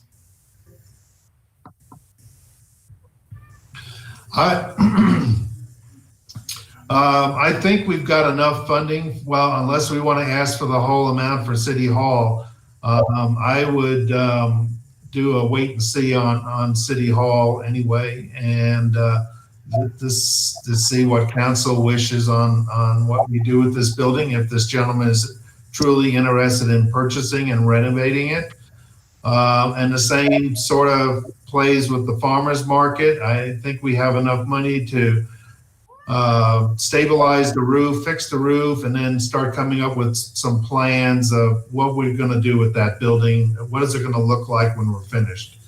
We don't have any good ideas. So I think with Wanda's projects of 1 and 2 and DBIB down at 3, I think that would be the most we could ask for out of these facilities. Thank you, Bill. Mr. Mayor? Mr. Romero? Bill, how many properties do we have available, the city there at DBIB? 4. 4? Mm-hmm. And of those properties, how many have been have the paperwork that there's some interested buyers out of those? We have, we have interested buyers that are going after the same properties. So the company that's willing to put in the facilities, the food processing or distribution facilities, is interested in one of the larger ones, and we've given them first dibs on that. The other properties 7, 8, and 9 are further down, close to V Hill's bus business, and we have 2 people interested in that at plus P&M. Okay, so we had 4 left. Okay. Yeah, and we're waiting to find out, hopefully tomorrow when we talk to P&M, which piece of property they were most interested in. Again, we're giving them priority because we're swapping property. Just a quick comment on that, councilors. We're also working with Scott Aaron to make sure that we can that the process we go through will be a legal one in terms of we have to go to bid, or how much leeway do we have in choosing one buyer over another. Okay. Thank you, Bill. Who's next? Chief Crispin. Yes, good evening, Mr. Mayor and City Manager and councilors. Good evening. Our 2 priorities are police vehicle replacements and police radio system upgrades. Our police cars right now, we're asking for 5 because the 7 that we have right now, they have about 80 to 120,000 miles, and all of them just got recalled. These are the 2013s that we have. These 2013s were purchased back in 2013, and we still owe on them. I don't know how we owe $28,000 on these vehicles. The cosmetic outside looks good, but the mechanics of them are we're replacing parts, or we're sending them to the shop every week, every month. So we're putting a lot of money into these vehicles, which we still owe on. These were first purchased back in 2013 when they first came out. A lot of the bugs of these vehicles weren't worked out back then. So now we're dealing with these problems with these vehicles. The vehicles that we want to purchase are the Explorers. I don't know if you've seen the ones we have out now. We have 4 of them out there. The only exception is that they'll be fully equipped as far as cages, in-car cameras, in-car computers, radios. They will come fully equipped. So we've included that the purchase price of it. So we're looking at $64,000 per vehicle, but about $25,000 for installation on all equipment that we're getting for the vehicle itself. we're also in the process of hiring more officers, so we are lacking on vehicles also for that reason. So our second priority is our police department radio system upgrade. We've gone out many times, even when I was here the first time, you know, we were always trying to figure out what's going on with our radio antennas, our radios. You know, we come up to the north side, we have to use channel 1. We go down to the south side, we have to use channel 2. The reason why we have to do that is because Las Vegas has dips and valleys and, you know, dead spots around the whole city where we can't get no communication, and that's a big public safety issue for us. I look at it as investing $50,000 or trying to get $50,000 so we don't have to pay $2 million in the back end because an officer got injured or an officer got, you know, something happened that we couldn't respond to his assistance. This system upgrade will help us be able to identify an officer when he calls on the radio. His name will come up on his badge number will come up on the radio system, and it's part of the upgrade. It's for additional safety features that I want to include in this upgrade with our in-car computers and our radio systems. The Zetron Mobile Center was purchased back in 2015 and it hasn't been upgraded since then. So this computer system has a lot of good features for us on the safety side, on the tracking side, but we can't use it because we don't have these upgrades at this point. I stand for questions, if any. Mr. Mayor? Mr. Mayor. Go ahead, Mr. Romero. Adrian, I just kind of have a question as far as on the police vehicle replacement. We all know that the cars are cheaper than the Explorers, you know, I mean, even just, you know, for a regular consumer. So what's your reasoning for the Explorer versus the regular, you know, Taurus or Impala? Well, the Explorers, the Tauruses are what the Explorers went to. They have the same body. They don't do Tauruses no more. That's what we're going with is the Explorer, and also it's 4-wheel drive for us in the snow, and that's really a Dodge Durango costs more than we're going for the cheapest one out there. I think these are like I said, I think they're $39,000, and then to outfit it is what costs us the most. Yeah, what does a car run? It's about 39,000. 29. So, I mean, all the vehicles, they're looking at 29 to 39 on all vehicles, except for the Durangos, the Ford trucks, they're all up in that range. Okay. And the other question that I had as far as the police, the radio system upgrade, and I'm not sure, I know that I think the county got an upgrade on the system. Do we use the same system as them, or are we on our own? We are on our own system. Okay. So we are on our own system where the county has their own system, state police has their own system, state police and sheriff's department, they run off their own system. They run together, the county runs together with them. So it's really about our antennas where they're placed at. So both of them are placed here on the west side. One is placed at the water tanks. The other one is placed up here on the hill. Desert Gate has that hill. I don't know what it's called. I forgot. So they're both on the same side. And in talking to you know, people that deal with this, they're asking why did they put them on the same side? They invested a lot of money to do that. So we're asking for the $50,000 to bring in what are called voters, and these voters are like little antennas that will be placed around the city where we have dead spots where they'll be able to ping from one tower to another until it gets to our dispatch center. So we're just trying to build up our infrastructure for the antennas. Okay, and then the reason why I was asking is I know that the legislators and even the governor's office is looking more at projects to where you know, many entities are working together for one certain issue. And I was just wondering if this would be one of those where we could, but I guess since we have, I mean, there's no way for us to tie into one system and work together. Is that possible, or?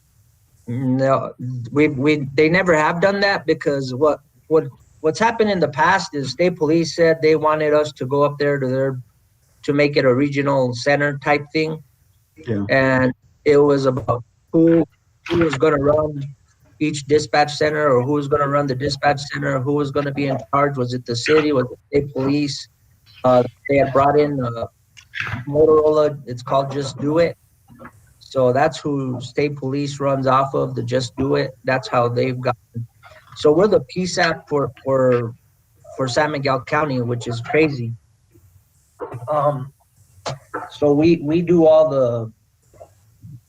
the grant stuff for the county. If they need funding from that grant, they come to us, and we do all the funding for that. We do all the paperwork for that.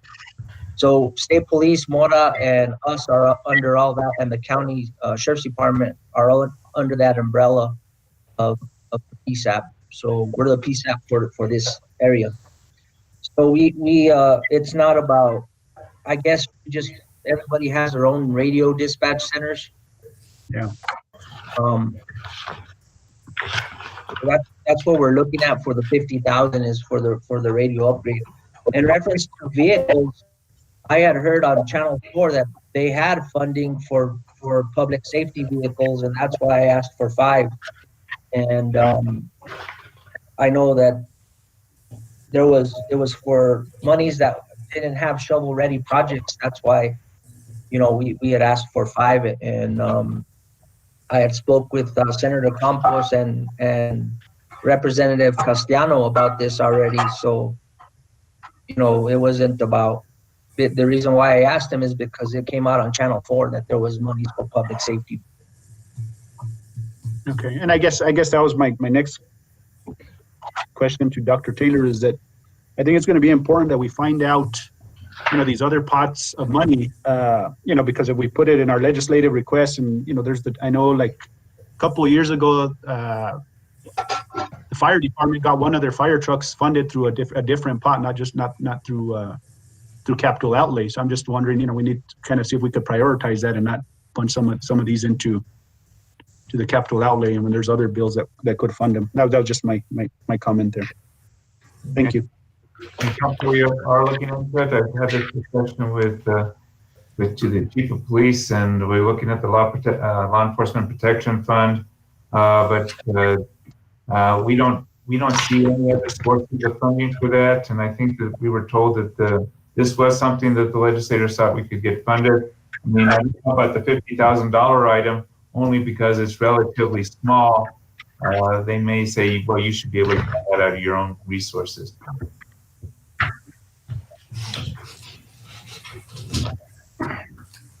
Okay, thank you. Thank you, Adrian. Thank you, Bill. Thank you.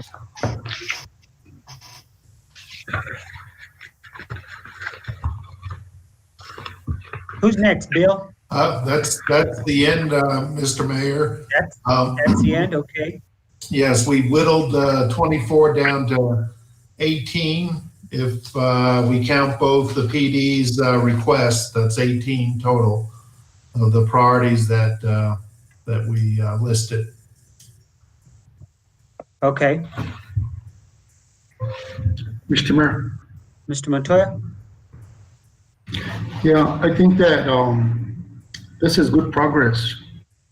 I think we've broken some barriers there, and I think that we should ask our directors to go ahead and submit their full list of 12 items, top 12 items for them by Wednesday. I think $24 million total list is not a bad number to submit to the legislature. I think we can submit them all. But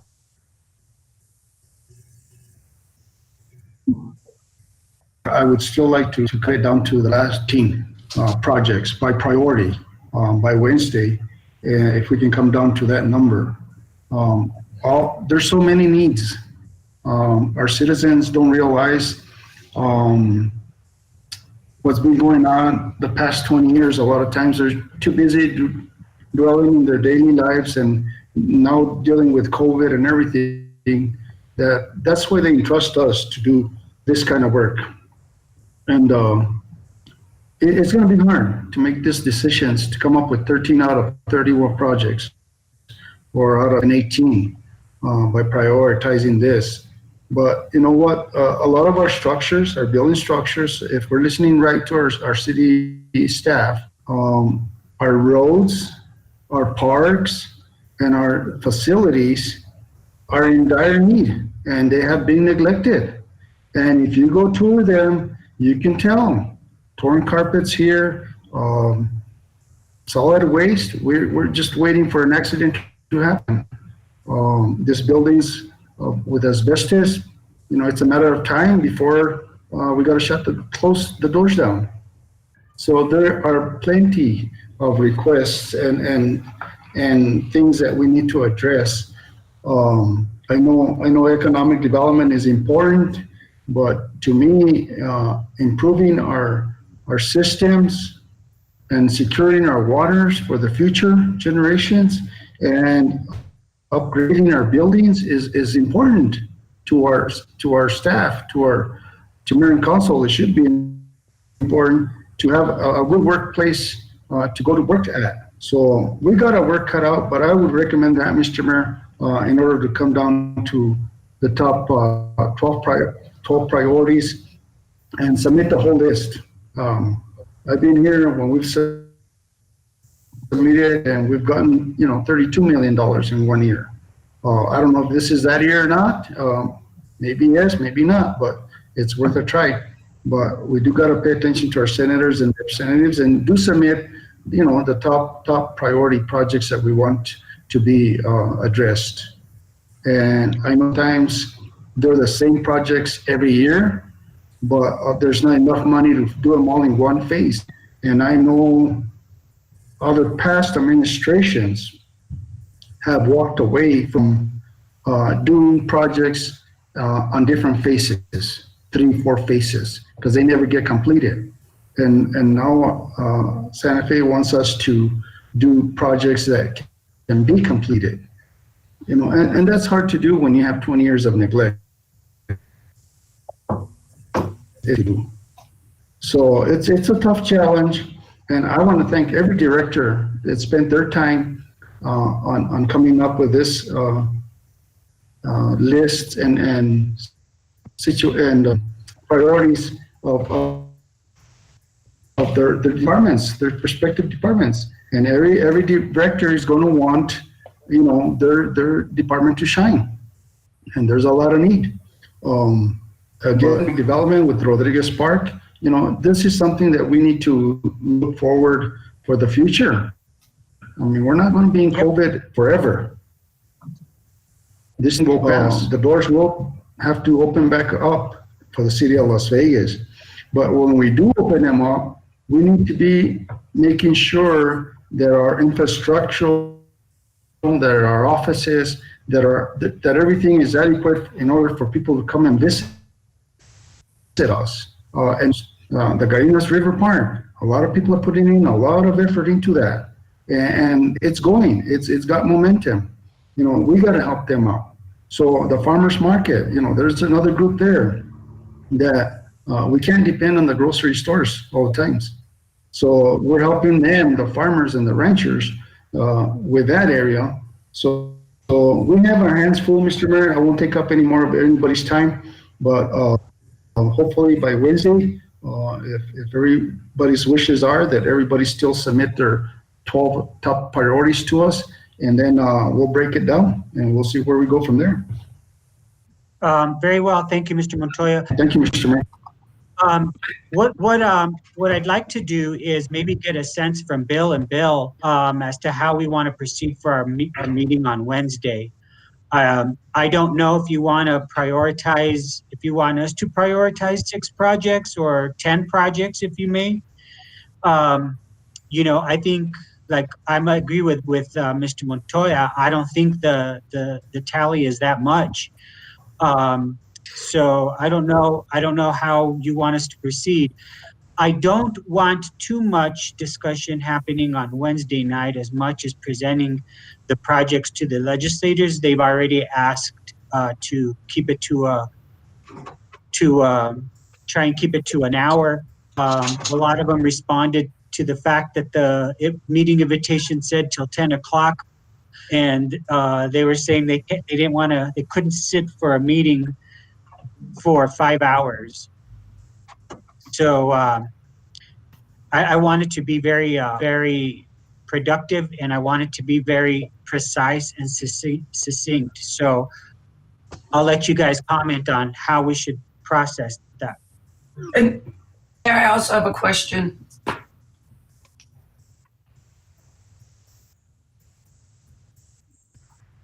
Go ahead, Elaine. Can you clarify, and you may have, and I might have missed it, the solid waste section?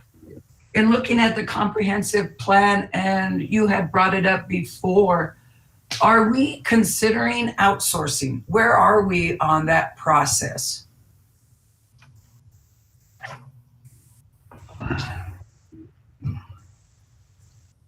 Well, let me just say that we've had internal discussions about it.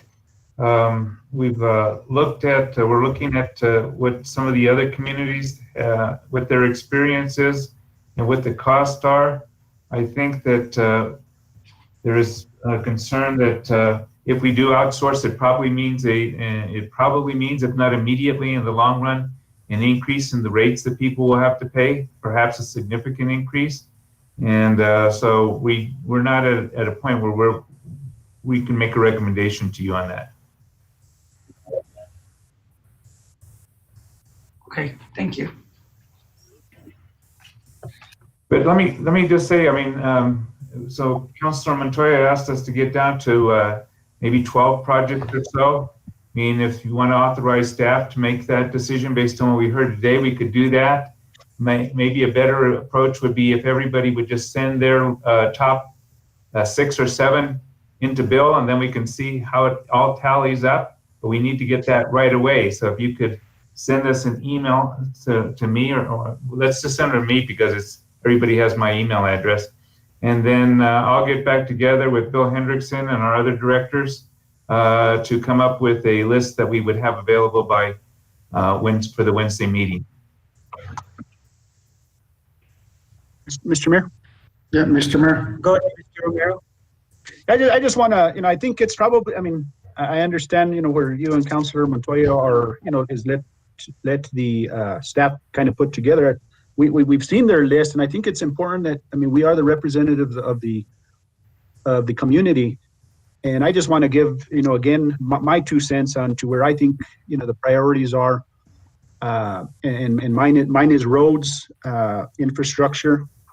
And I think, if we could give a basic direction as to that, because if they, they come up with a list and they don't fall within, some of the items that I want for Councilor Montoya or Councilor Ulibarri, then we kind of wasted their time. And I think they need to hear from us where we each stand on what we feel is important and priority. So they know, okay, well, it makes no sense to discuss some of these, for them to put one of these items that they feel, yes, we got to go by the comprehensive master plan, and we've done that, but we still have some priorities that we know that the community is begging for more public safety, and of course equipment's a big part of that. We know the roads are a big issue. Solid waste has been an issue, and of course there's going to be items that I know if we leave it up to the staff, they might not rank as high as we feel. So it's important that that we give them at least some basis as to where each one of us feels is important to us, because we do represent the people, and then from there, based off of that, then at least they heard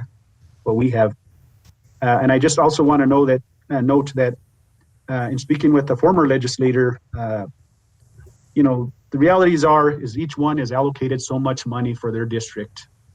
A couple of years ago, I believe it was a little less than $2 million for each representative, and a little over 2-point-something million for each senator.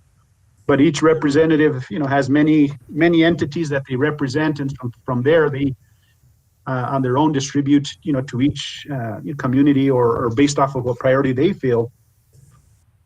So, for us, we've got to be very careful as to, to put a big thing together. It's, of course, the Wednesday's meeting will get a better idea of, where they're at and what they feel, and they do hear from our constituents also, and maybe we could based off of what we put together tonight or by Wednesday, whatever we put together, but they could give us a little more information as to what they feel would pass versus, us just throwing a list that's basically going to go nowhere.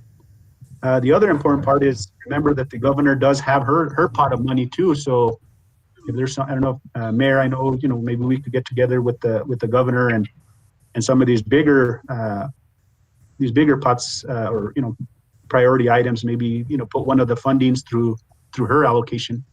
We could do that too. Sure, absolutely. Yeah.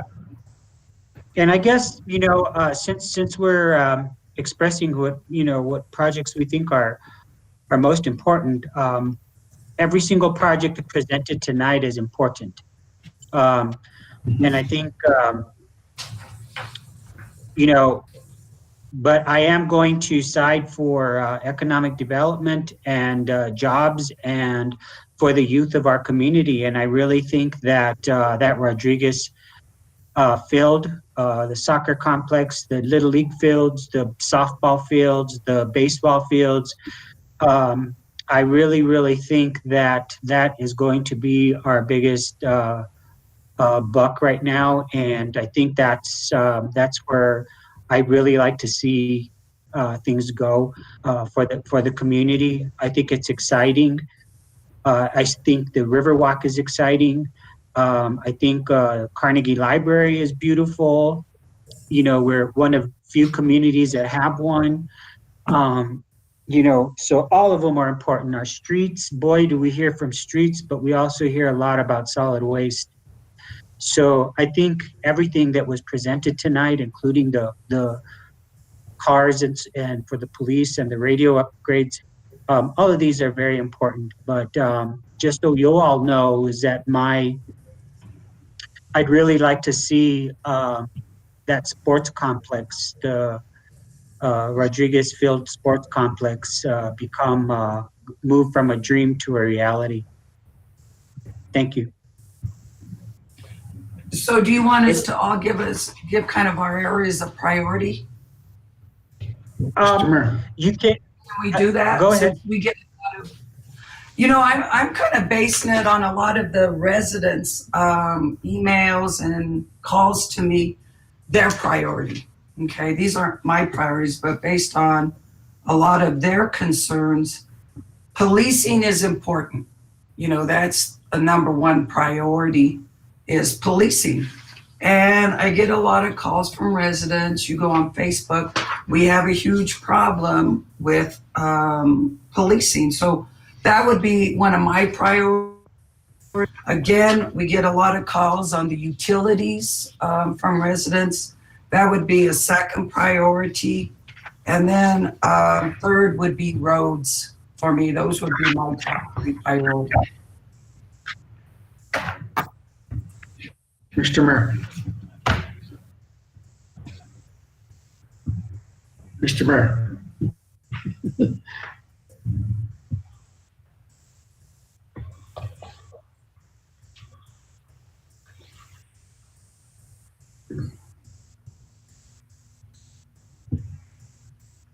So while we're waiting for the mayor, if everybody could just send us, I completely agree with. I'm sorry, go ahead.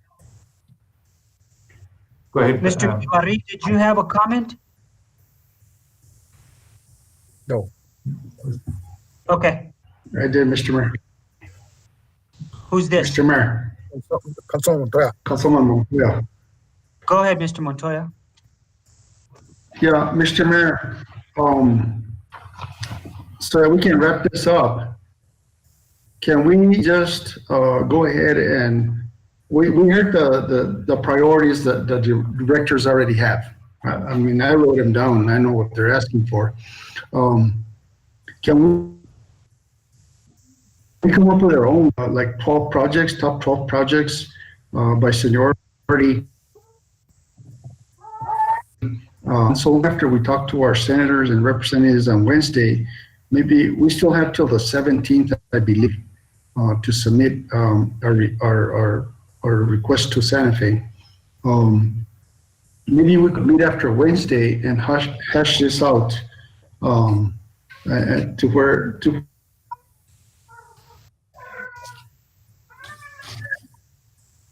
because ultimately, it's like Mr. Romero says, the decision will be left to us at the end of the day.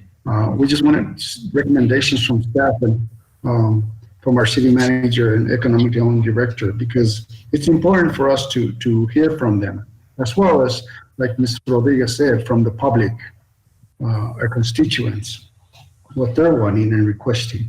But maybe we could set up a special just to 1 hour or an hour and a half special meeting just after Wednesday to just go ahead and put this list together by priorities and submit it in with the rest of the projects. So are you saying that we not invite the legislators over on Wednesday and give them a final list? Well, no, they can, that still goes as planned. But I'm saying after we hear from them as to how many projects to submit or what kind of number to submit, then we can have a special meeting and submit that list to them. That wasn't the reason for the meeting on Wednesday. The meeting on Wednesday was to present them with the list. Well, that's fine. We'll present them with the list by then. Well, how are you going to come up to the conclusion by that Wednesday? Okay. Sounds good. Unless you have a better idea, Bill, William. Well, I would suggest that if we could get everybody's input, because I agree with Councilor Romero and with Councilor Montoya that this is not something that staff would be comfortable making a decision for the council, the governing body. It is your call. But if we could get everybody could send in their top 12, and then we could add up the votes, and we'll put up, the 12 projects that got the most votes, and we could rank order them that way as well. But we need those right away so that we could have it ready by Wednesday. So if I could get them by the end of the day or tomorrow morning, you could send them in by email, or you just want to give me handwritten notes with top 12. Those of you that are here, the others could email them in to me. Okay. How will you get them to the council, Bill? Well, once we get them all tallied, I'll meet with our directors and Bill Hendrickson. Once we get them all tallied, we'll mail them back out to you. Okay. And we should be able to do that by tomorrow, right, Bill? I mean, you already have the list. You just have to paste it. All we need to do is send in, list the projects that you favor on this list that was presented to you. List them out from number 1 through 12. Dr. Taylor, do we want to use the 18 out of the 24 that are on the list that we prioritized? We want to shrink that down to 10 or 12? Yeah, that's the idea. Eventually, based on what the councilors say, we'll take and get that down to 10 or 12. Okay. I think that they can choose anything that they want on that list. I think they heard from all of the directors what they think is the priority, but in the end, councilors can list anything they want. I think that, if you're voting, you're probably going to figure that the ones that are going to get the most votes are going to be in the first, the ones that we listed off, that 18, I think that we winning it down to, but that's your call. Does anybody need to know which ones we checked off? I could go over really quick.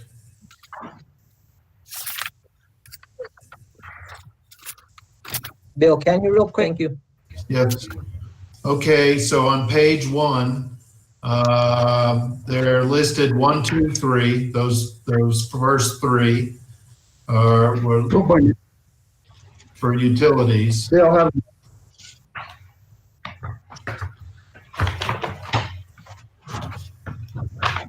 Right. On page 2, the first one was rated number 5. That is priority 14. That's number 5. And then down the page where it says number 4 in the priority list, that's number 4. And I think we'll treat number 14, the Peterson Dam, as a separate thing because that's not money that's going to come out of the legislators' funding. All right. And on page 3, item priority number 25 there will become number 6.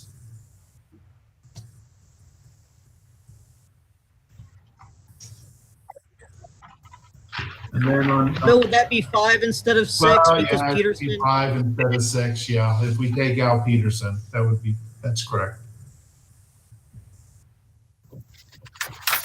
Under roads on page 3, number 35 there is priority 3 for roads.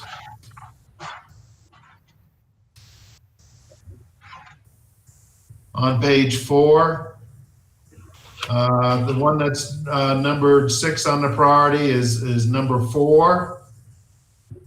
The next one down is 1, and the next one down from that is 2. So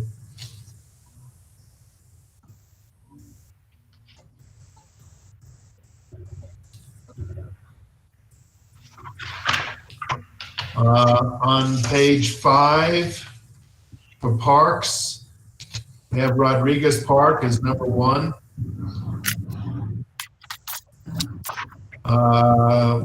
The River Walk is number 3. And the Plaza Park electrical upgrade is number 2.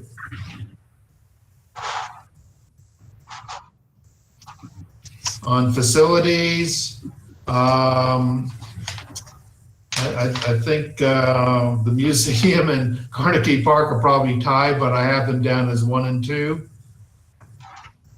And on the next page, Carnegie's number 2 and D-Bid's number 3. And then I have listed the police department, their items 38 and 41 are 1 and 2. Okay. Thank you. If you get that to us, we'll tally your priorities and come up with an overall top 12. That's okay.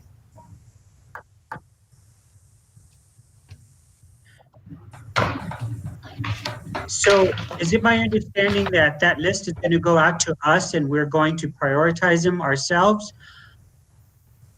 Well, I think that each of you are prioritizing them now, and all we're gonna do is tally everybody's prioritization. So we'll get a prioritization from Councilor Levy, Ulibarri, Councilor Montoya, Romero, Rodriguez, and yourself, Mr. Mayor, and then we'll put together that list and we'll email it out to you in advance, and so everybody will see how what they chose ranks with what everybody else chose. And I see Councilor Montoya's already got his ready, and I guess that that usually these things kind of end up with basically in a consensus. There's usually not some outliers, but we'll see.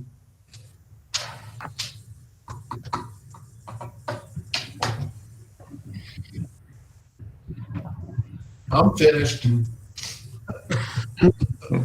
So those that are here, I'll collect them, and those that are not here, just send it in on an email to me or to Bill, and we'll get together. Okay.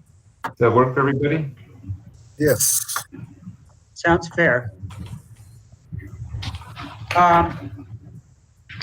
As we get ready to adjourn, I wasn't able to open the meeting. Thank you, Mr. Romero, Mayor Pro Tem, for assisting. I did want to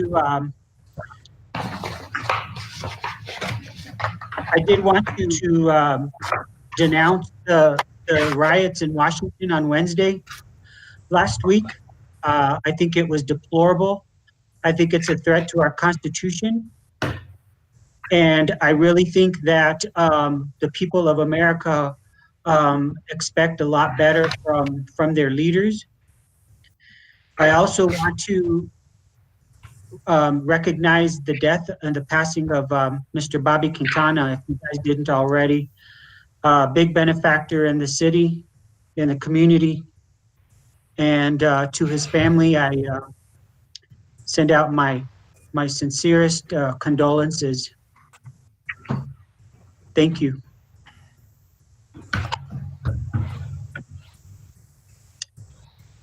And if anybody doesn't have anything else, I'll accept a motion to adjourn. Mr. Mayor, So move, Mr. Mayor. Motion by Mr. Ulibarri, second by I'll second. by So moved, Mr. Rodriguez. All in favor? aye. Aye. So moved. The meeting is adjourned. Thank you, everybody, for your help. Good night. Good night. Thank you. Thank you.